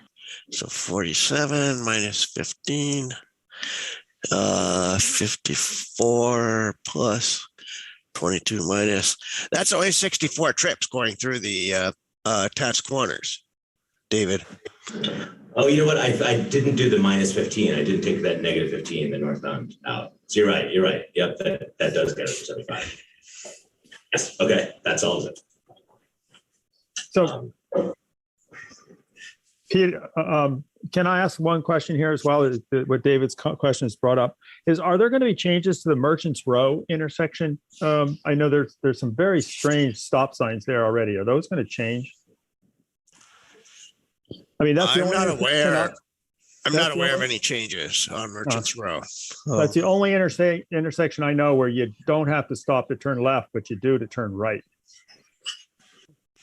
When you're coming up Merchants Row to turn right onto Wright Avenue there, you have to stop. But yet when you're coming the other direction, you can turn left without stopping. Yes, I think though in the future, you will have, drivers will have to be cognizant of traffic exiting Audis before making that left turn. They'll have to, yield before making that left turn. John, so I think the stop sign that's in is correct. I think it'll make more sense once. It will make more sense, I suppose, after this is built than it does now. Yeah, right. Yeah, okay.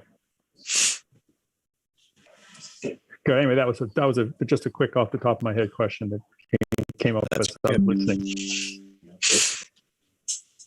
Okay. Last call for comments, questions by the applicant. Okay. DRB members, any wrap-up questions? Okay, thank you, Scott. Okay, 8:25. I'm going to close VP 21-20. Thank you. Thank you. Thanks.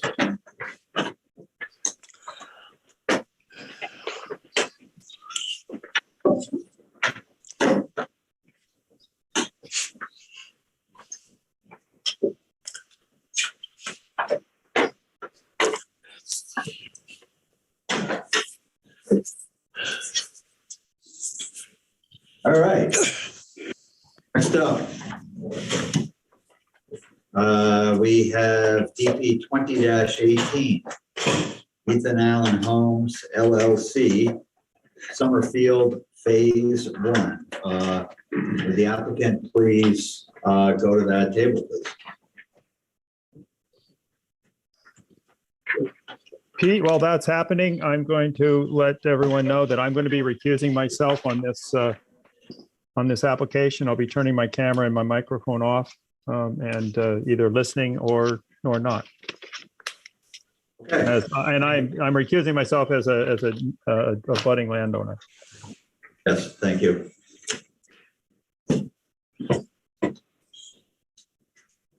Okay, Ken and Brian, if you would introduce yourself formally for the record, please, and with your address. Sure. Ken Beliveau, 683 Maple Street, Waterbury Center, Vermont, 05677. Brian Courier, Larry Burke Civil Associates, 13 Corporate Drive, Essex. Thank you. Mr. Chairman, I would also just let you know that both Chris and Mike Senesac, or the applicants, are here in the event that there's a question that's asked that they may be best able to answer for some reason. And also that Roger Dickinson, who was previously introduced, is our traffic engineer, and in the event that there are questions concerning the traffic study, Roger would offer testimony or answer questions based on that as well. Okay, so we've got Roger's contact information for the record from the previous application. If you two gentlemen would kindly give your name and address for the record, please. Christopher Sunasak, 86 Ethan Allen Drive, South Burlington, Vermont. Michael Sunasak, 86 Ethan Allen Drive, South. Thank you. Okay, staff is up next.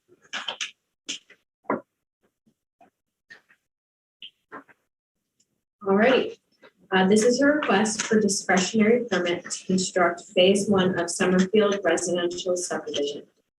Phase 1 includes 60 DUE as 60 dwellings, Warabonish Drive, which will connect from Mountain View to Raven Circle, the stormwater system, planned community facilities.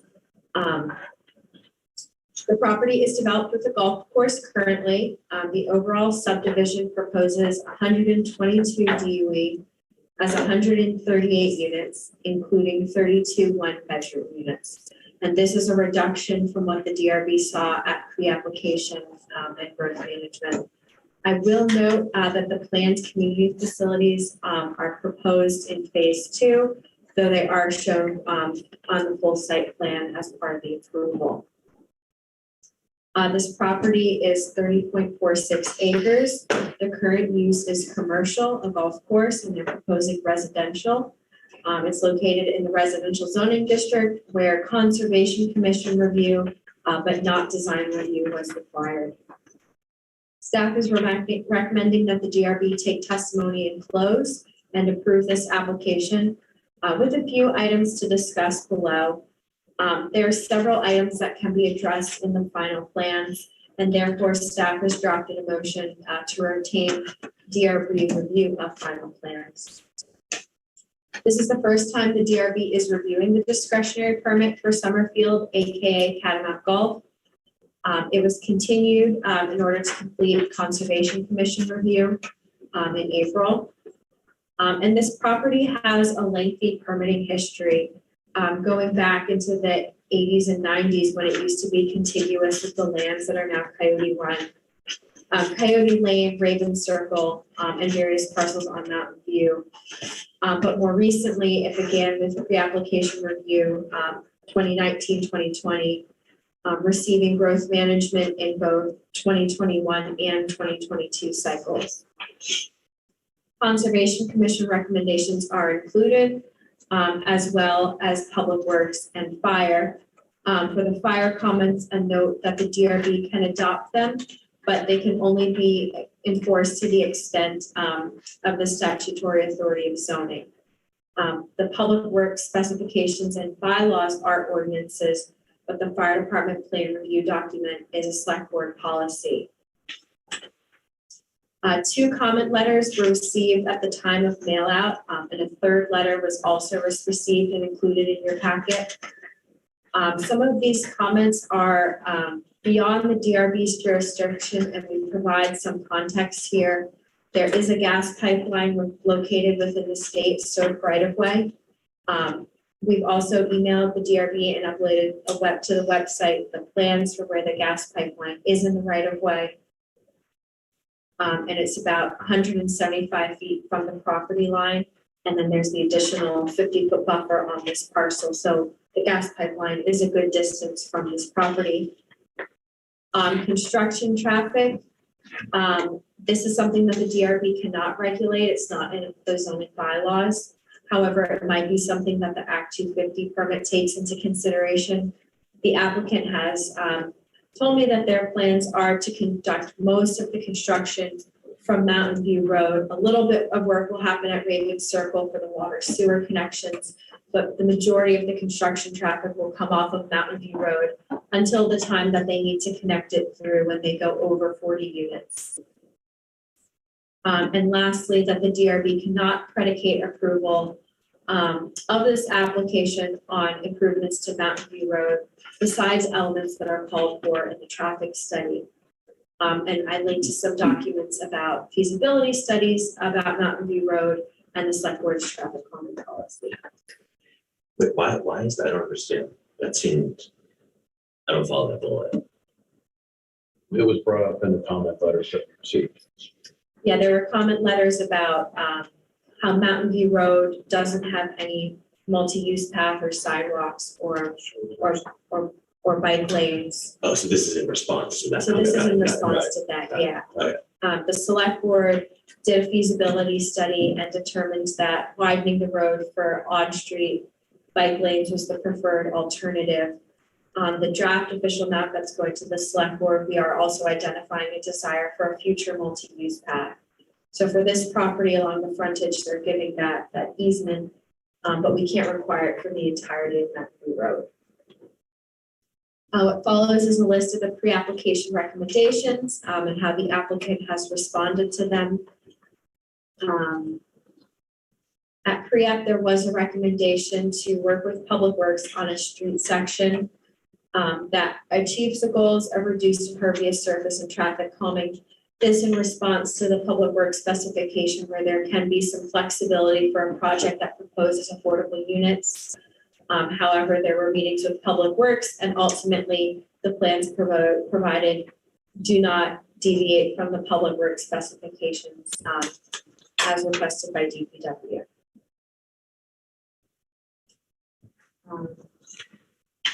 For the residential zoning district, it complies as proposed with use and the dimensional standards for lot size and frontage, as well as building height is anticipated to be met at administrative permit time.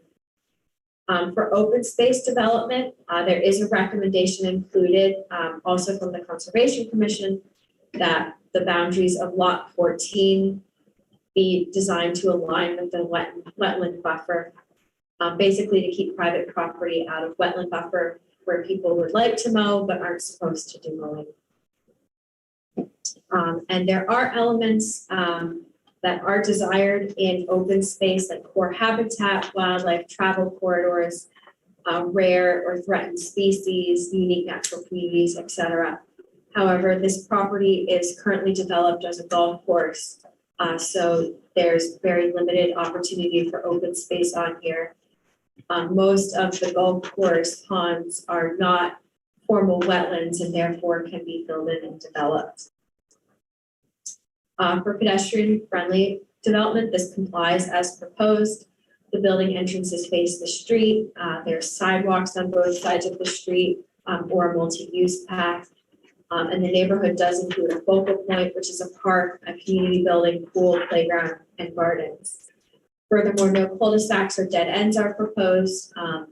They provide connecting streets for access. Housing choice, this also complies as proposed. This is also incentivized in growth management. And this is the first subdivision to ever propose one-bedroom units outside of the growth center. For vested rights, this is not applicable to the conditions of approval. It's for discussion only, but the existing golf course is a non-conforming use in the residential zoning district. So if it ceases to operate for more than a year, it goes away. And there was a separate approval, DP 1908, that allowed the remaining lands to operate as a golf course, a freehold golf course with the banquet facility. In growth management, there's a specific condition of approval included. Basically, this is just housekeeping for us and affordable and 60 market rate units. And The bylaw requirements for affordable housing, as well as the density bonus, are based on a percentage. So some of those numbers are changing for total units that are affordable that the DRB sought pre-app and growth management, because the unit count has gone down. The required amount of units that have to be affordable has also decreased. There's one note here about sustainable transportation, that they should, DRB and applicant should discuss the number and location of transit shelters. At growth management, it was clarified that one transit shelter accommodating 5 people would meet the requirement. Whereas carpool, you would provide 5 spaces, and carpool 5 car share, and 10 bicycle storage, etc. The shelter could be located near Mountain View Road, where Green Mountain Transit used to run a bus line, near the middle of Summerfield, kind of co-located in central units near the community facilities, or near Raven Circle. What follows is a summary of the growth management score and how they are proposing to meet the 71 points. Even though the unit count is going down, they're still providing a diverse mix of housing, both unit types and sizes, 1, 2, and 3 bedrooms. Subdivision final plan complies as proposed. A draft plat is provided. For access, there is a specific condition included.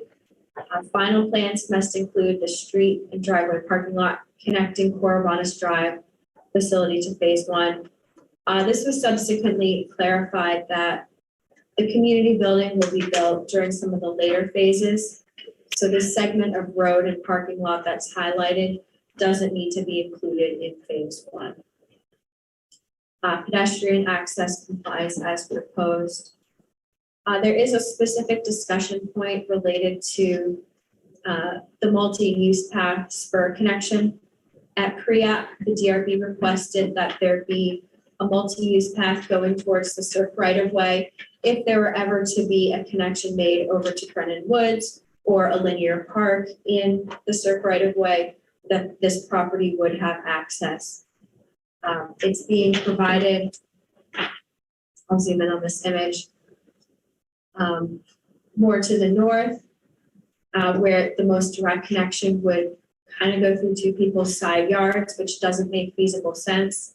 The preferred location for the DRB, and in a comment letter from John Hemmelgarn, is towards the south. However, this is where the wetlands are located near the stormwater pond, and the Conservation Commission would also recommend that the path not be located near the wetlands. And vehicular access complies as proposed. At pre-app, there was a recommendation that there be a future spur street towards the Martell property to the east, and they've shown that road spurring off with 64 feet of right-of-way. Off-street parking loading also complies. Each individual home will have their own driveway and or garage. And the community parking lot will have the EV charging, the carpool and car share spaces. Final plans must also specify ADA parking in the community lot as required. On-site infrastructure, final plans must specify that utilities, electric, internet, cable will be located underground. Otherwise, they comply as proposed with municipal water and sewer. And that the new neighborhood park must follow the procedures for guarantee and DPW, merging sentences. That they are providing a neighborhood park and that the infrastructure will be owned by the town of Williston, including the acceptance of roads when they become public roads. Maintenance. This is fairly nitpicky, but a condition is included that final plans include a revised declaration document that includes more information about the purpose and restriction of landscape buffers and watershed protection buffers. Our experience with subdivisions that turn over from a developer to a homeowners association is people get confused. They want to mow, they want to move trees. Why the heck are these ugly boulders here? And just provide more clarity about the purpose and intent of these buffers. Density compliance is anticipated. They are proposing the density bonus of 5 units per acre by providing 30% of the units as affordable. This is where a condition is included that final plans show how the growth management score and density bonus are being provided, even though the total unit count is decreasing, and their total dwelling unit equivalence falls below the maximum number of units they could build. Landscaping, a condition is included. So at pre-app, the DRB talked about that western buffer along the CERC right-of-way. There's a gas pipeline in that right-of-way. And the DRB requested a 50-foot buffer with supplemental plantings to buffer these future properties from whatever could happen in this right-of-way. They've provided those plantings sort of in the middle of the 50-foot buffer. There's no requirement in the bylaw that the DRB require go on the edge of the 50-foot buffer. It's supplementing existing vegetation, but the DRB could require to pull it farther away if there was concern about the gas pipeline. Other than that, the landscaping complies as proposed. They are providing additional landscaping between the new houses and the golf course, which staff finds is acceptable. Street trees complies as proposed. There are streets in the right-of-way with the required 40-foot spacing, and no prohibited species are proposed. Conservation recommendations. This should have been updated, but the Conservation Commission did include their recommendations. There are several areas not present on the property mentioned above, like habitat, travel corridors, etc. There is some discussion about scenic viewshed. So the property does contain primary and secondary middle ground areas. At pre-app, the DRB requested renderings from Mountain View Road at the new road and near Ledgewood. However, the applicant's photos show that those aren't very good locations to provide detailed renderings because the new road is so long that you would just have a rendering of a road with trees. You wouldn't see any of the homes in context with the background of the Adirondacks. And Ledgewood, as shown in this image here, they would be very tiny. They would be visible. And the bylaw does say that people should expect views of residential in the neighborhood. So those homes would be visible, but they wouldn't obstruct the views of the Adirondacks. And they did provide concept elevations of the proposed homes that would be visible in the middle ground areas. And the Conservation Commission didn't have any recommendations about viewshed. Watershed health specific conditions are included from the Conservation Commission. There are some class 2 wetlands and buffers identified. And some of the units are in close proximity to the wetland buffers, particularly lot 14 and lot 32. The Conservation Commission is recommending that there be signage and fencing where the buffers come close to the individual homes. Outdoor lighting complies as proposed for the parking lot and the roadway.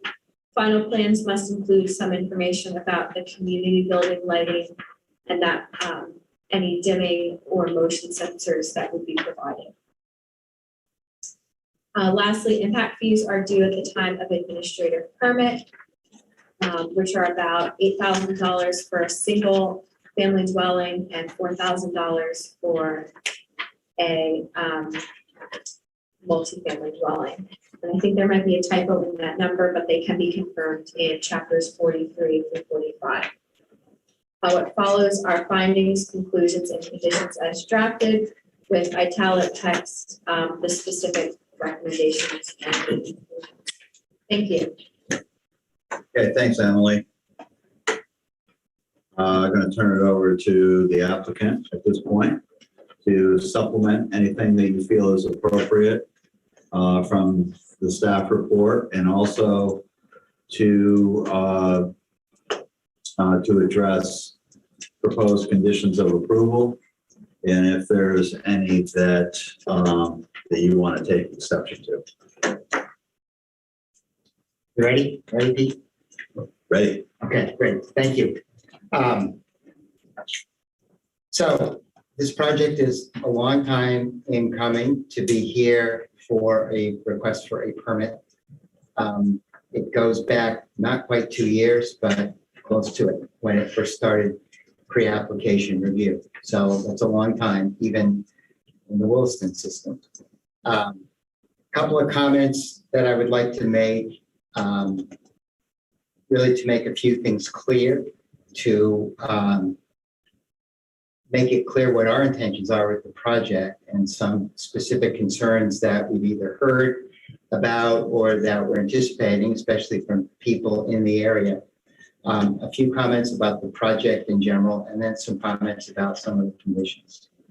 So the first comment I wanted to make is that as staff has noted, the number of dwelling units in the project has decreased from what the board has seen before. The reason for that is quite simply, we're at the point now where we've had engineering done. That includes the delineation of the wetlands, the design of the stormwater facilities, the design of the roads, all of those things, and all those things manifest themselves in land area. So the numbers have changed because we know more about the property, we know more about the specifics of the design. So the design, the total number of dwelling units has changed accordingly. I would argue that it's still the same basic design, and there are just a few minor changes around the edges. So that at the outset. I would also note at the outset, this is something that has come up in previous discussions about this project. I know it's come up with a lot of other projects about construction activity, construction vehicles, how that's likely to impact neighborhoods.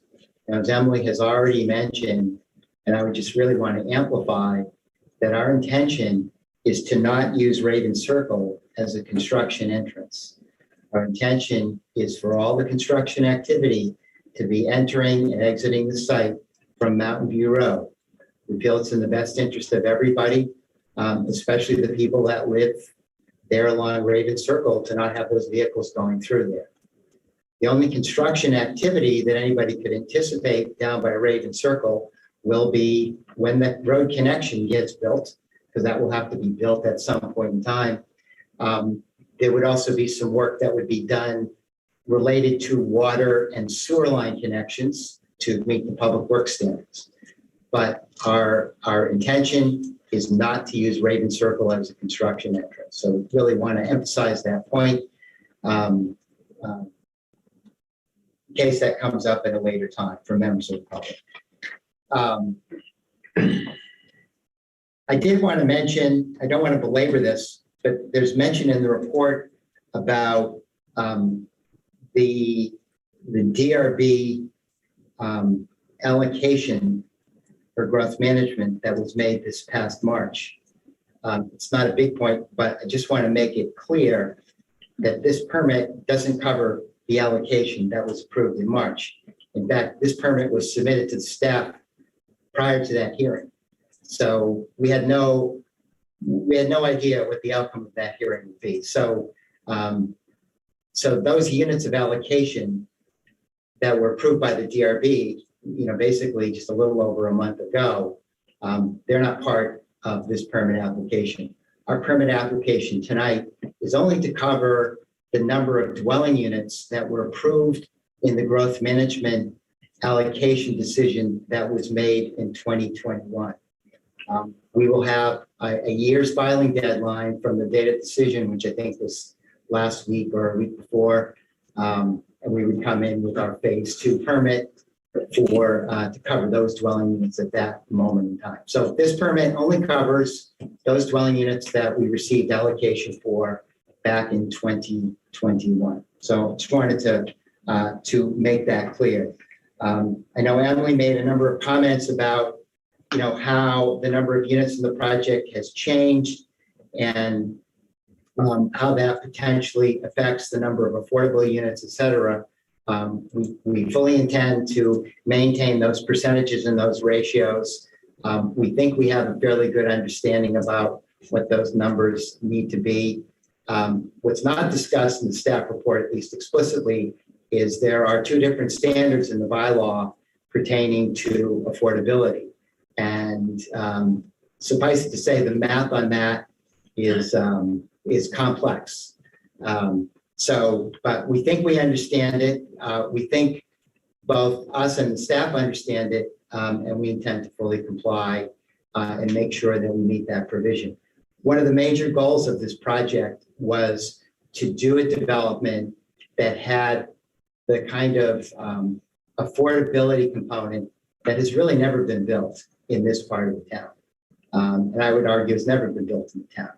So it was designed to be ambitious in that regard, and it's fully our intent to build the project out within those parameters. So, and let's see.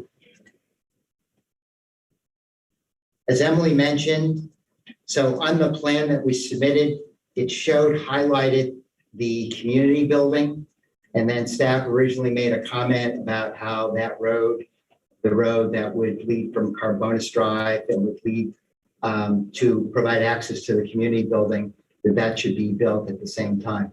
None of those dwelling units that would be accessed from that road are part of this phase of the development. And so our intention would be to build out the community building in phase 2, which would be when we would come in for our permit to cover those units of allocation that were awarded by the DRB last month. So we would not build a community building at this point. We would not build that road that would provide access to it at this point in time. Our focus in terms of roads would be to build Carbonis Drive, which would link Mountain View Road, all the way down to Reagan Circle. The other roads would come in at subsequent phases of permitting. I also wanted to address the landscape buffer on the west side of the project, which would be the side of the project that abuts what was supposed to be the circumferential highway right-of-way. And I know there were some concerns stated about the gas pipeline that we know exists within the CERC right-of-way. Now, I originally would have assumed that the gas pipeline would have been built roughly in the center of the CERC right-of-way. Based on the drawings that were submitted by Vermont Gas and that are on file with the planning office, in fact, the pipeline is built within 25 feet of the property line of the CERC right-of-way and the Brennan Woods subdivision.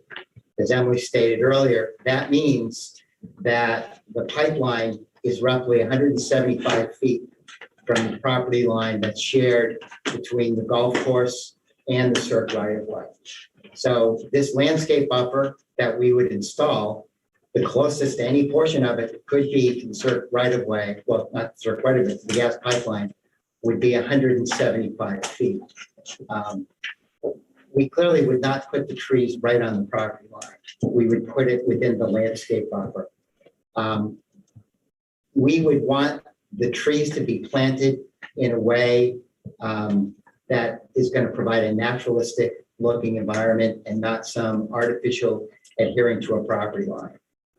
It seems to me it would be hard to argue that it would be accomplishing any safety purpose given the spacing numbers that we've seen in the plans that are on file and what our research shows. So I would simply make that point about that landscaping. We want to be have the kind of flexibility to be able to plant those trees and shrubs so that we can achieve a good aesthetic outcome. Couple of comments. The scenic view shed, as Emily pointed out, where this project is going to develop, it's going to be a good distance away from Mountain View Road.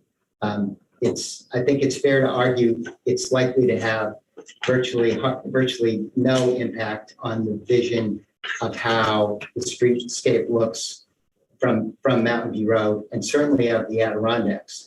As anybody who's driven on Mountain View Road knows, Mountain View Road is a high point. And as you go down towards where Southridge is, the land slopes gently downward. So you're looking across, you'd be looking westerly, you're looking from a high point. Cirque right of way, in fact, is built up. It's not at grade, the same grade as the golf course. So the notion that there would be any impact on the views of the Adirondacks, I think it's safe to say that there would be, virtually none. Maybe a few root tops might be visible, but it should not, under any circumstances, inhibit somebody's view of the mountain range. A couple of points about watershed health. So, and this is highlighted, this will be page 11 of the staff report. And then in particular regarding units 32 and also lot 14. So unit 32,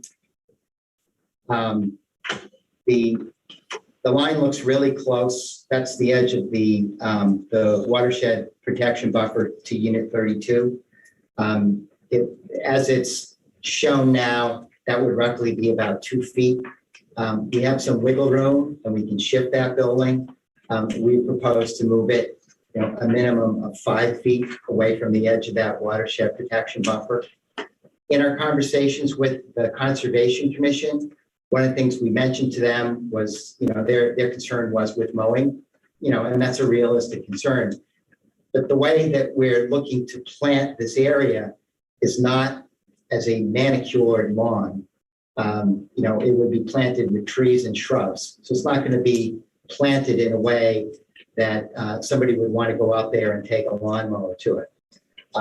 As I emphasized to the Conservation Commission, the other thing is where Unit 32 is, they're not going to be individual lots. These are essentially going to be footprint lots. So individual homeowners, they wouldn't necessarily have need for a lawnmower. There might be some sort of a weed whacker that might be used to trim back weeds and things like that away from the edge of the structure, but that would essentially be it. So, our intention is to stay out of the watershed protection buffer, but we do feel there's a low risk that somebody's going to go in there with a lawnmower, which I think is what the real concern would be in that area. Lot 14. So lot 14, which is up near the northerly part, would be the northeastern side of Carbone's Drive. So that's proposed to be a single family dwelling. And as we've proposed it, there would be a portion of the watershed protection buffer would be across the lot. There is lots of case history in town where the board has approved those things, where open space can be included on a portion of somebody's lot, somebody's individually owned lot, and that there could be a portion of a watershed protection buffer. If the property line was placed at the watershed protection buffer, there's a setback that's built into the requirements for zoning that would have to be adhered to from that property line. It would leave very little developable space left on that lot for a property owner to do anything. There are some techniques that are mentioned in the bylaw, whether it's fencing, woody trees, large boulders that can be used to protect, demarcate, and keep an overly ambitious property owner with a new John Deere from going in there and mowing the grass down. We're certainly willing to utilize any of those techniques that would be acceptable. My own experience would be that the large boulders, assuming they're large enough, tend to be the most effective because they don't rot and the homeowner can't cut them down. Make them big enough so that the homeowner can't move them.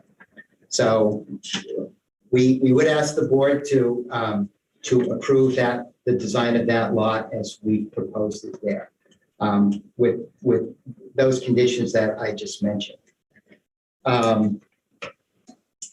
And so one thing I would mention that I think should be made about the Conservation Commission's memo from April 20th. I would just, for the record, state that at the Conservation Commission meeting, they did not have a quorum and there was not a vote. So there was a discussion among 3 members of the board. We've addressed their comments to you and we've addressed their comments in the plans. But just for the record, I would just state that that did not have a quorum at the meeting and that did not include a vote.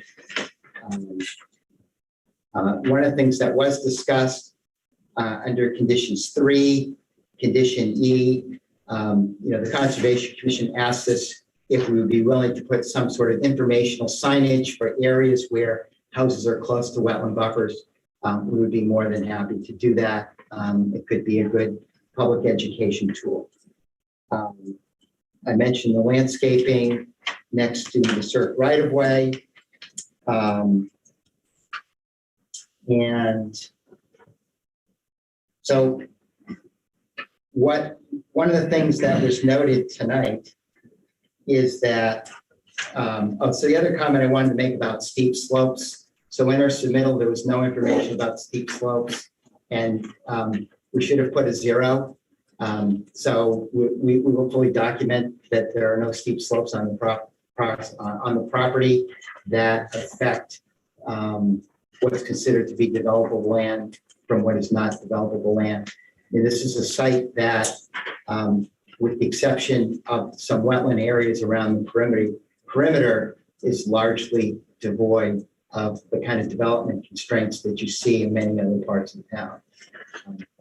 That's one of the reasons why it makes this site a good site to be able to try to locate a project that utilizes the density bonus that's afforded in the bylaw to build affordable housing.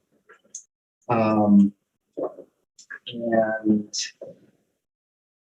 I think that's all of the conditions of approval.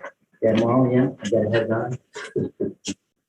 We will be happy to answer any questions that either the board has or members of the public has. Great. Thank you, Ken. DRB members, questions? I just have one on the lot 14 DMR with the boulders. Sounds like you would prefer the boulders for the demarc of the wetlands. If you do, what kind of spacing would you use on boulders to demarc the wetlands?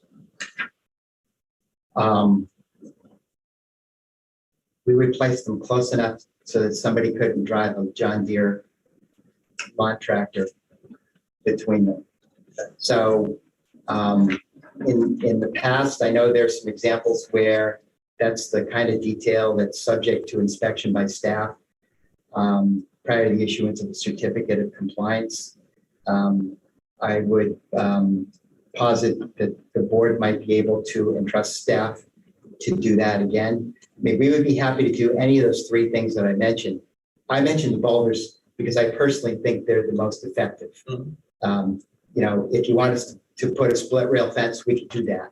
Understanding, of course, that, fencing's not forever and there's a maintenance aspect to it. If the board feels that's a more effective tool, we'd be happy to do that.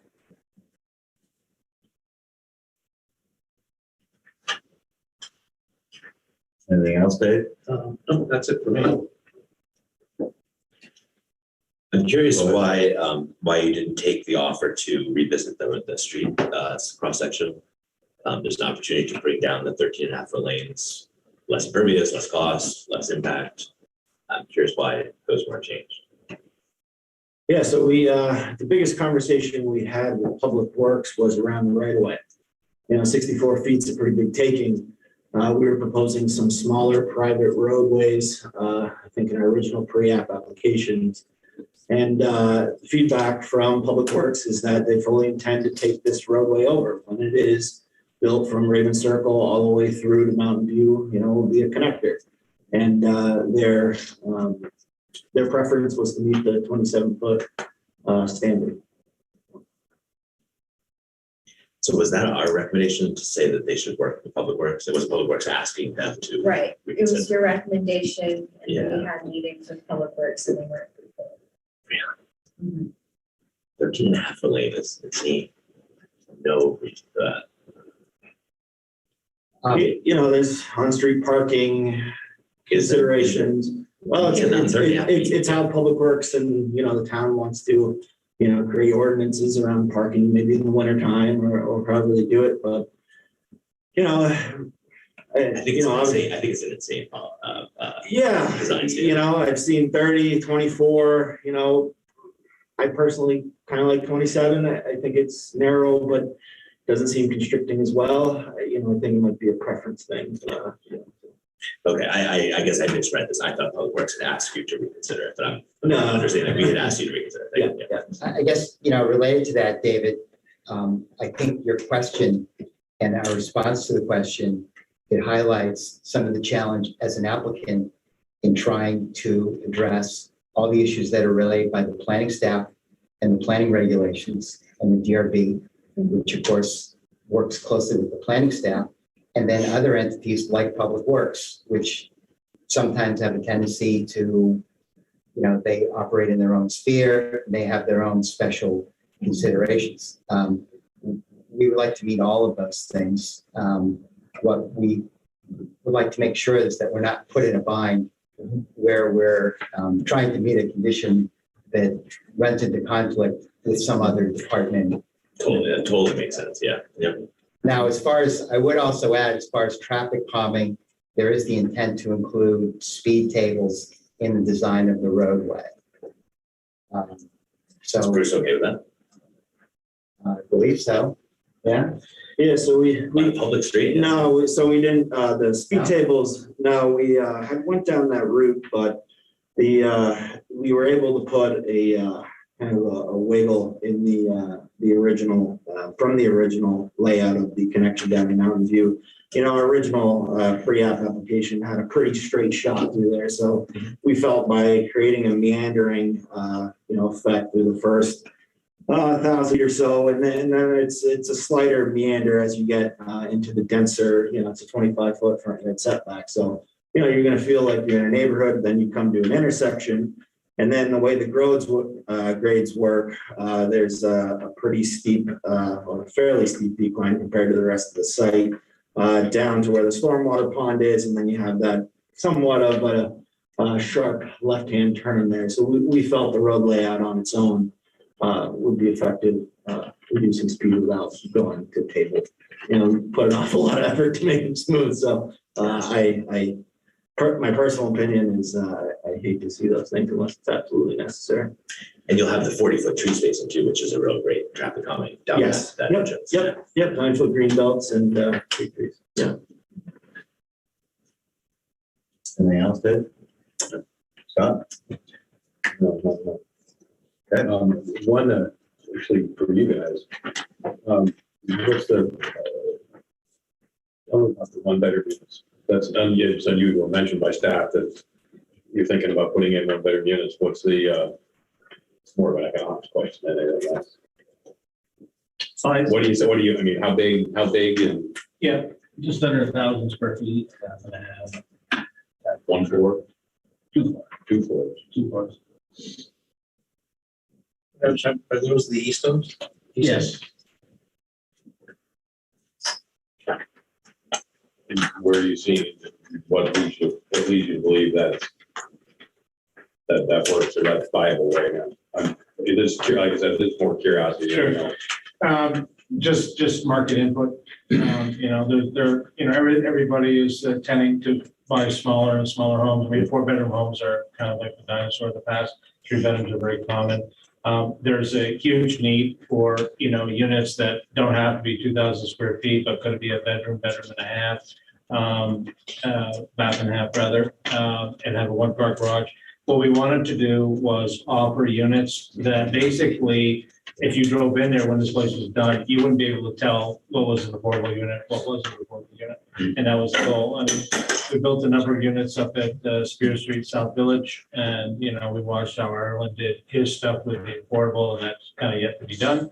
But at the same time, what we wanted to do was bring everybody together. And so as you drove in, we didn't have the affordable in one corner, you know, everybody else in another corner. We tried to make it as inclusive as possible. So the one bedroom units fill a need, certainly for the public. And I mean, we've had all kinds of inquiries on them already. So. And are the one bedroom units, are the majority of them going to be affordable? Not necessarily. No, not necessarily. We see that there's more of a need actually for 2 and 3 bedroom units based on the input that we've received. And I think, you know, because a lot of these units could fulfill the needs of a young family coming in and that, you know, didn't want to spring for the $600,000, you know, McMansion, but needed a nice place to Doesn't live. buy a McMansion these days.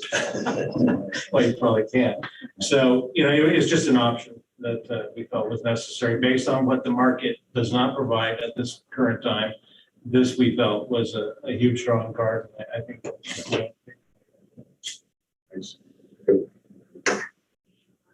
Okay, Paul, questions? No, most of mine were answered by everybody else. Okay, thank you. Note about transit shelters.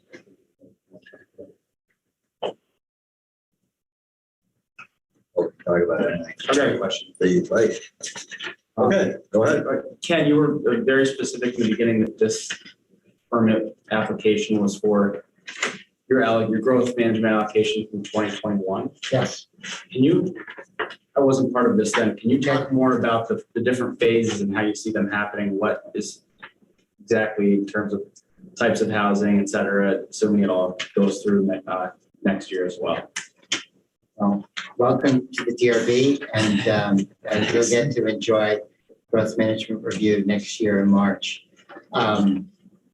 So the Williston process is, you know, you have a project, you go through pre-application. That getting past pre-application enables you to participate in the growth management process that's held every year in March. There are some pretty complex rules about how much allocation is available and onward and onward. A project like this, because of the growth management rules, it's virtually impossible to get all of your allocation or even most of your allocation in any one year of allocation review. So we are limited by the number of units that are available and that we can be awarded allocation units by the DRB. So some of that is unknown at this point in time because we won't know how many units are potentially available in this allocation area in 2023.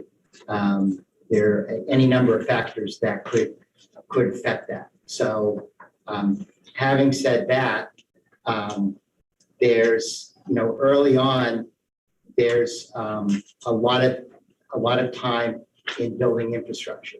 You know, so we have to build a road, we have to build water and sewer lines, there are stormwater facilities, you know, all of those things. There are also market factors that would take place. So we're talking about roughly 60 dwelling units here. You know, that could easily take 3 or 4 years to build that out. Now, before next year at this time, we would have to come in with our discretionary permit application for phase 2 for those units of allocation that we were awarded last month. It's a lesser number of units than what we were awarded last year. You know, what the build out of those units would be, we wouldn't necessarily get approval for a permit and immediately start to build those units. They would be, you know, part of what our approved permit is. But the build out of this project, it's, you know, reasonable to anticipate this would take place over a number of years. It could be as much as 10 years. Part of that will depend on the market. Part of that will depend on the allocation schedule. You know, at this point, we not only technically do not have a permit from the town, we will also be required to go through Act 250 and have all of our plans reviewed by the state.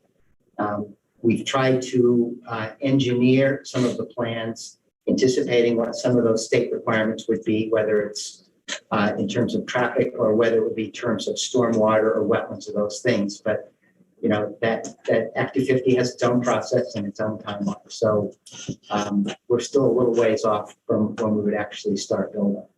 But I think it's reasonable to expect that over, let's say, you'd have build out over, say, roughly an 8 to 10 year period of time. Of the growth management units that you've already been awarded last No, year. not of what we've been awarded, but I think, you know, realistically, you might see in the course of any year, anywhere from maybe 10, 15 or so dwelling units that might be built on average. It would probably vary on an annual basis, but you wouldn't see, you know, 50 or 60 units be built all at one time, because we're not building apartment buildings. Got it. Thanks.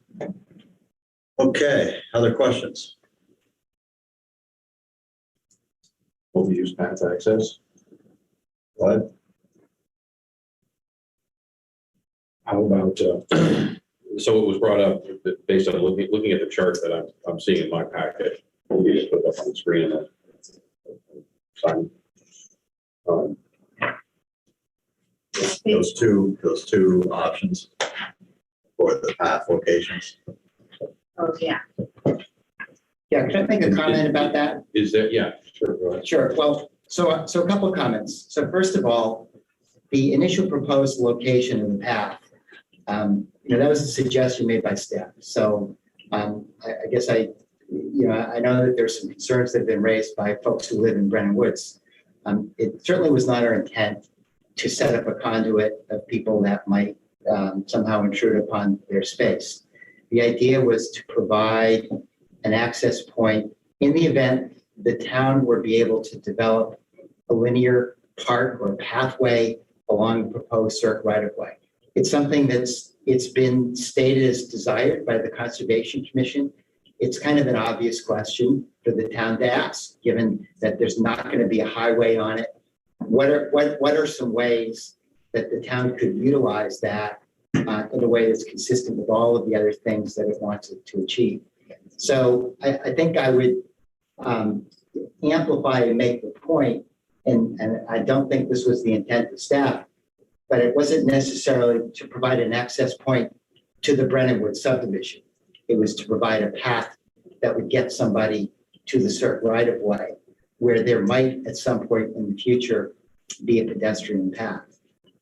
If Brennan Woods wants to construct some kind of a path or entry point to get to a linear path on the circ right of way, I would see it as being something that they could pursue or not. It certainly was not our intent to build a path that would lead people over to the Brennan Woods subdivision. It was really purely to provide a potential way for people to get access to the circ right of way. And then the other comment that I would make is that the other possible location down near the southwest corner, you know, one of the challenges there would be the location of wetlands. And because of the slope of the land, you know, water flows downhill. And so that ends up being the ideal location to locate a stormwater facility, because that's the natural flow of water. So, you know, it raises questions as to whether or not it's really would be feasible to build a path in that location, given the design constraints that might be present. So I just wanted to emphasize those points. So this picture is a little bit of a misnomer in that there really is no path going to Brennan. It's just really, okay, with the two red lines drawn on that makes you believe that there is a path, you know, proposed and going to be approved, you know, so that was kind of one of my questions. Oh, okay.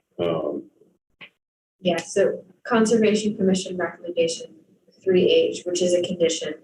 Pedestrian access to circ right of way should remain as proposed. Yeah. Any proposed relocation must not impact. So that makes perfect sense. Yeah. A minor change. What is that stub path moved, I guess, south between 13 and 22? So that at least it would align with the street that goes to the community center, and it would get those driveways out of that intersection. Yeah. Oh, sorry. Yeah, sorry. So we originally had looked at that. I believe we had that location in our pre-application.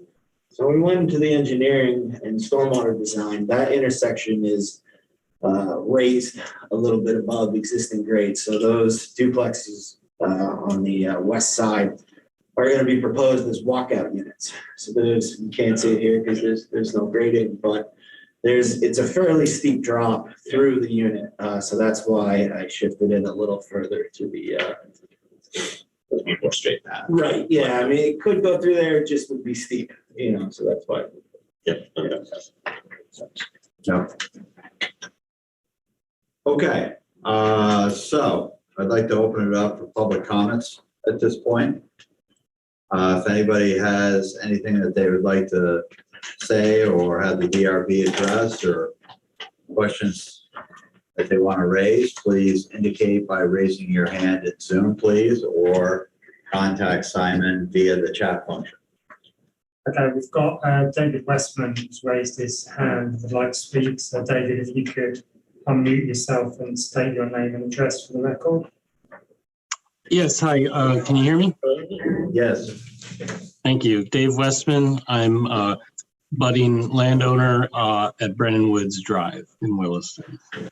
And I appreciate the comments that, I appreciate some of the staff reactions to the comments that I filed earlier in the month. And I generally just wanted to hit on a couple of the main points.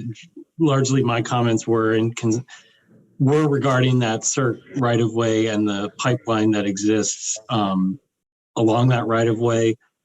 And Emily emailed me this week with the drawings, just as she showed here tonight. And I think that is interesting that the proposal on file with the Public Utility Commission and the planning staff is that the pipeline is 25 feet from the western boundary of the right-of-way. I would just point out for the board that in other towns and other areas, the as-built conditions of the of the pipeline did not appear exactly as they did in those drawings, and that I would strongly recommend that a site safety survey of the exact location of the pipeline be developed, and that be marked very clearly, because there is a lot of construction in this first phase as is being proposed. And I think, reasonableness and prudency would demand that, we should mark that pipeline, and there should be a site safety plan in place in the event that any earth moving equipment does disturb that 50-foot buffer that was established by the DRB in the pre-app process, which I very much support, and would lead me to my next comment, which is that these plantings that Emily referred to and that Ken addressed as being important for the visual, character. Largely, I understand that point, and there needs to be a visual buffer. My point in raising these comments is that earth-moving equipment within that 50-foot buffer should be completely avoided. And you just heard one of the site developers comment on how the steepness of that specific area would make building a path, for example, difficult. Well, my concern is that in the process of doing those plantings, that the construction team gets a little anxious with earth-moving equipment and then ends up bulldozing, something so that they can make a nice, pretty terrace for the plants. And then all of a sudden you've had a major disturbance within that 50-foot buffer. And so that's really my main concern. I understand the need for the plantings. Thank you, Emily. Yep, that's the area I'm talking about. My recommendation is that there be no earth-moving equipment within that 50-foot buffer for the reasons of soil stability and undermining of the pipeline, in addition to the clear markings and site safety plan of the pipeline itself. That's my first comment. I don't know if I should pause there. I just have one other comment on the Mountain View Road and traffic study. I can either hold that or say it now. Please continue, and if you would continue, you're doing a good job. If you would just limit your comments, because I don't believe that the DRB has the ability to influence this, but go ahead. Well, yeah, no, I understand that point, and I, believe it or not, I appreciate it, and I listened in on the whole discussion, and I'm getting a sense of what the whole discretionary permit thing is all about. And clearly, you guys don't have the ability to, stop all construction until Mountain View Road is fixed in perpetuity, which it very much should be. And that's probably a matter for the select board, and I appreciate that. I would just point out that this project does abut a very lengthy stretch of Mountain View Road, and that this property has had a very extensive history of development, which, yes, thank you, Emily. So you can see that this road is being proposed right up to Mountain View Road, and then there's a path that basically dead ends at Mountain View Road. I'm a cyclist, I'm a runner, I've cycled, I've run on Mountain View Road, and it's a death trap. And especially in this area where you've got the comings and goings of the parking lot, and people are really picking up speed on this stretch, and it's not fun. And so I guess what I would suggest is that I know that you can't stop the construction until Mountain View Road is fixed, but you do have the ability to require that a pathway be built contiguous to Mountain View Road, which would be in conformity with that draft town map that staff was referring to earlier. And that is proposed. There's been many sort of alternatives put out there, but in the site map that I'm looking at page 1, the site map is considered that whole contiguous blue line, which includes the whole parking lot of the existing golf course, and as in addition to this road. And so my suggestion is that the whole point of the town map was to indicate to developers where we want pathways and points of contiguous pathways and connectivity for residents. Requiring that this project build part of that pathway amount or that abuts Mountain View Road would be a very strong indicator for the rest of the developers who are sure to come for Mountain View Road that pathway is important for the town and that it needs to get built. And that's what I want to say about that. I also do think that we need to talk about the traffic problem, which is a roughly 10% increase in traffic on Mountain View Road. Mountain View Road cannot handle 10% more traffic. And what, if anything, can the DRB do about that? I don't know, but I would certainly love to hear it.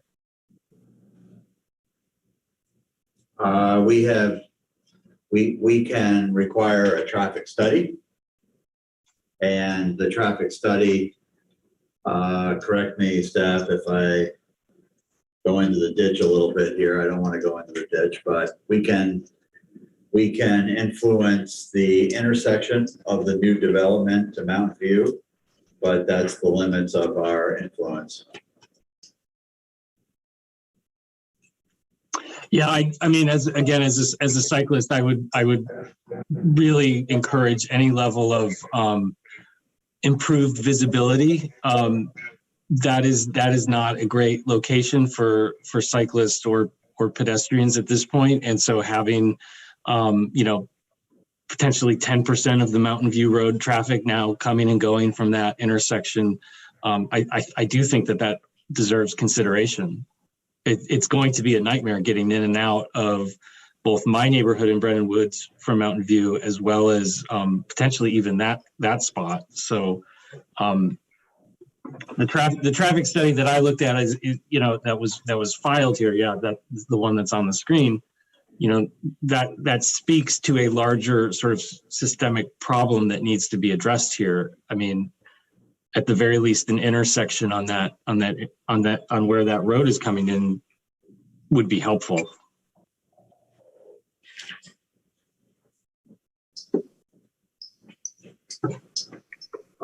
Anything else, David? I had a question for to staff, the impact fees, I did not see a total generated from that. And would that meaningfully contribute to the proposed cost of the overall Mountain View Road fix that is needed? I know that's not a DRB question, that's a staff question. Right.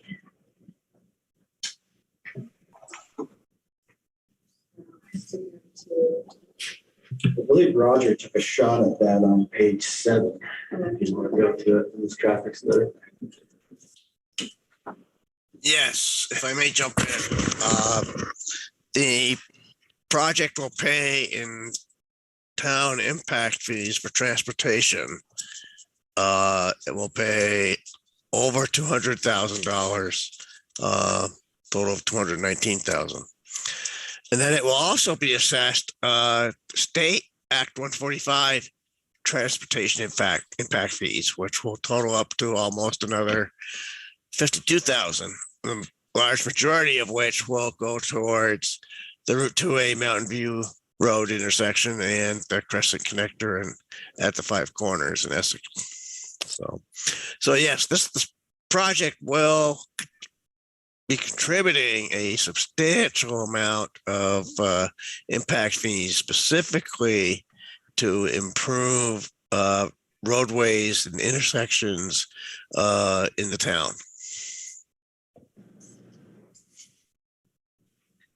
Thank you. Do we have any estimate of when the Mountain View Road improvement project is scheduled or budgeted? So I like to refer to this, David, as being on the part of the CERC alternative schedule that is in the 5 years until never category. In other words, it's this project for Mountain View Road is understood as a circumferential highways alternative project that should be 100% funded through the state of Vermont. When Williston last revised its transportation impact fee, it put $100,000 toward this project in the list of impact fee projects under the theory that if the town could spend some small amount of its own money on this project that would get it in gear, the town would like to be able to use impact fee money to do that. So the answer is, Mountain View Road at the time the feasibility study was done was about a $3.5 million project. It's probably quite a bit more than that now. It is still understood in the state system as a circumferential highways alternatives project eligible for 100% funding, no match required by the town. Despite that, the town has said it would spend some impact fee money if it thought doing so might get it moving. But the performance of CERC alternatives projects being constructed in the region has been extremely slow in Williston and in the other surrounding towns. So there are really no promises that can be made about the schedule of that project.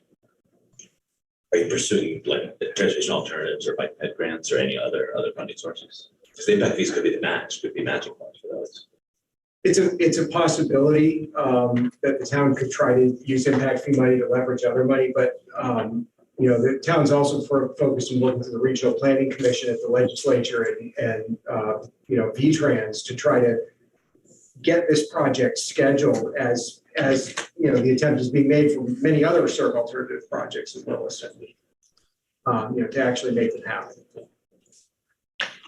Thanks, Matt. I mean, all the more important, I think, to demonstrate through this project that the town is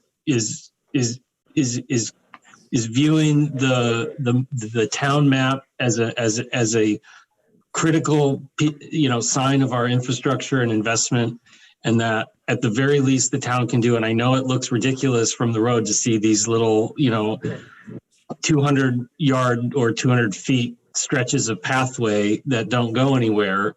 It is very much in keeping with the idea that we build it as the opportunities present themselves. And, by my review of these maps and everything that's being presented here tonight is, there is project area contiguous to Mountain View Road. The DRB can at request that the developer build a part of that multi-use pathway that the town is interested in pursuing. Yes, and Emily is showing that here, right? So that property frontage along Mountain View Road is about 470, 500 feet-ish. The DRB could require that multi-use path on their property and within Mountain View right of way. It's kind of what we did with the Brobear subdivision, right? We had each one build that piece of sidewalk once it's happened. And I would also suggest that if the developers wanted to be generous, they could approach the other landowners and request access to it. But I know that that's not within the purview of the DRB. But since the developers are here and that is former property of theirs, I thought I would raise it. Okay. Anything else, David? Thank you for your time. I appreciate it. Thank you. Any other members of the public that would like to make a comment?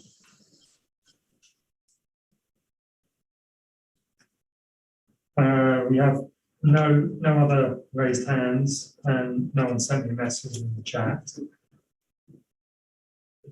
Okay.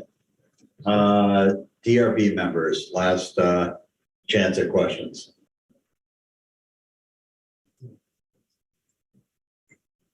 Applicant, any final comments, remarks? I don't think so. Okay. Thank you. Okay, we're going to close DP 20-18 at 9:39. Thank you. Thank you. Okay, DRB is going to go into deliberative session at this point. Simon, if you would do your thing with the Zoom, please. I'm just going to put everyone in the waiting room. Is there a hand up on the screen? I think that's the first. Oh, okay, yeah. Hey, somebody's got their hand. Yeah, so for members of the public, we don't know how long deliberations can be. You can stick around, or you can contact staff tomorrow for the decisions.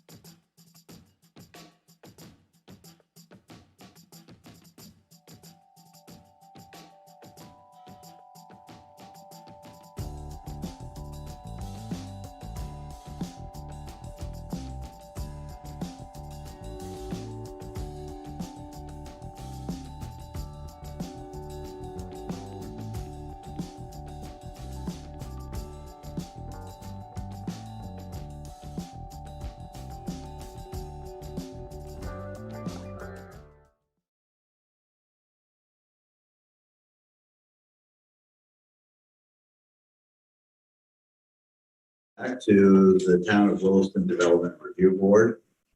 It is 10:46 on Tuesday, April 26, 2022. Is there a motion for DP 20-23.1?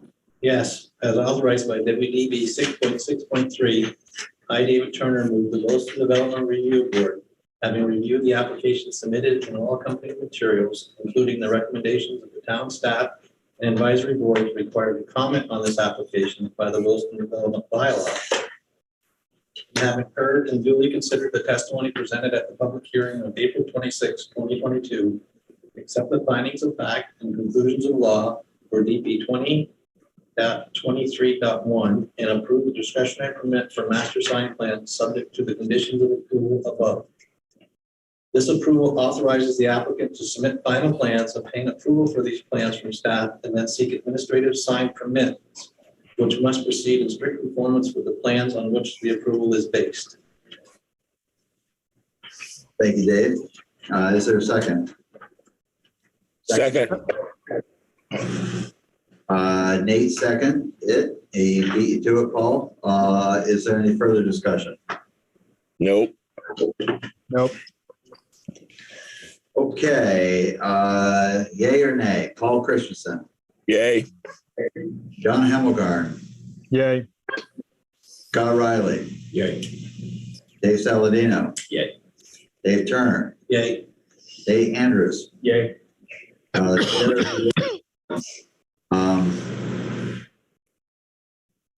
Seven in favor, none opposed, motion carries.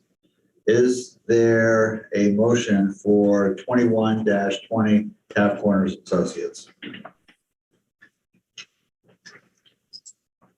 As authorized by WDB 6.6.3, I, David Saladino, move that the Williston Development Review Board, having reviewed the application submitted and all accompanying materials, including the recommendations of the town staff, the advisory board is required to comment on this application by the Williston Development Bylaw, and having heard and duly considered the testimony presented at the public hearing of April 26, 2022, accept the findings of fact and conclusions of law for DP 21-20 and approve the discretionary permit subject to the conditions of approval above with the following modifications.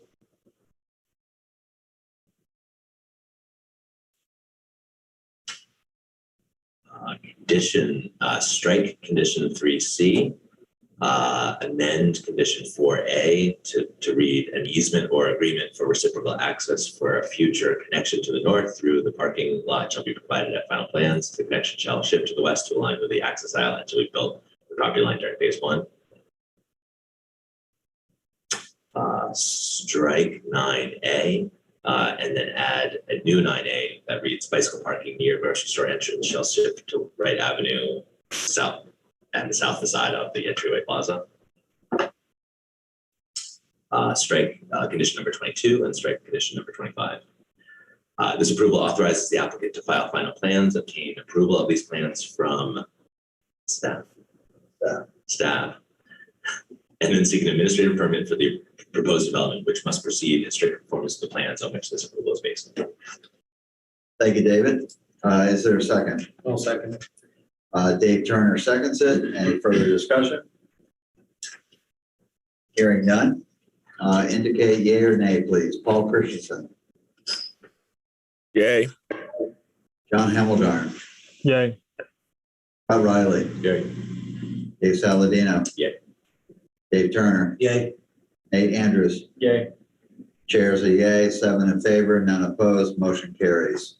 Is there a motion for DP 20-18? Yes. As authorized by WDB 6.6.3, I, Scott Riley, move that the Williston Development Review Board, having reviewed the application submitted and all accompanying materials, including the recommendations of the town staff and the advisory boards required to comment on this application by the Williston Development Bylaw, and having heard and duly considered the testimony presented at the public hearing of April 12th, 2022, accept the findings of fact and conclusions of law for DP 20-18 and approve the discretionary permit subject to the conditions of approval above. This approval authorizes the applicant to file final plans, obtain approval of these plans from the DRB, I do want to say from the DRB or from staff? Sure. I would say staff. Obtain approval of these plans from the staff, Williston Planning and Zoning staff, and then seek administrative permit for the proposed development, which must proceed in strict conformance with the plans on which the approval is based. We are going to make a couple of changes to the conditions. 3D, all watershed protection buffers must be clearly demarcated on the final plans and on the ground with boulders, which are preferred for fencing. 8, strike A. 21, final plans must confirm overall acreage, and the density analysis shall include steep slopes. Final plans shall identify the acreage of open space. And adding 25, the multi-use path shall be constructed along the property's entire frontage along Mountain View Road. Thank you, Scott. Is there a second? I'll second. Dave Saladino seconds it. Is there any discussion? The motion said April 12th, and John noted that it's April 26th, so I updated that. Very good. Okay. So you accept that friendly amendment? Yes, I do. Dave Saladino? Yep. Okay. Anything else? Okay. Yay or nay? Paul Christensen? Yay. John Hemmelgarn has recused himself on this one. Scott Riley? Yay. Dave Saladino? Yay. Dave Turner? Yay. Nate Andrews? Yay. Chair is a yay. 6 in favor. 1 member recused himself. Motion carries. Is there a motion to approve the minutes of April 12th, 2022?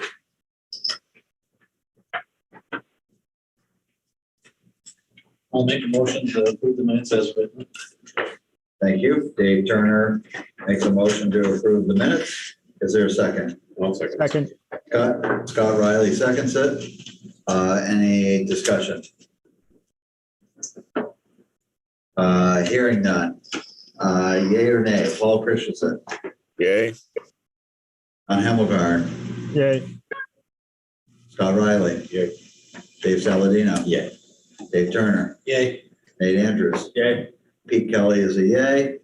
7 in favor, none opposed. A motion to adjourn? No, I want to stay longer. That's over midnight. Come on. Yeah, so close. Nice to have a personal one. That was good. Got a lot of- Yeah. Thank you, everybody. Bad old days.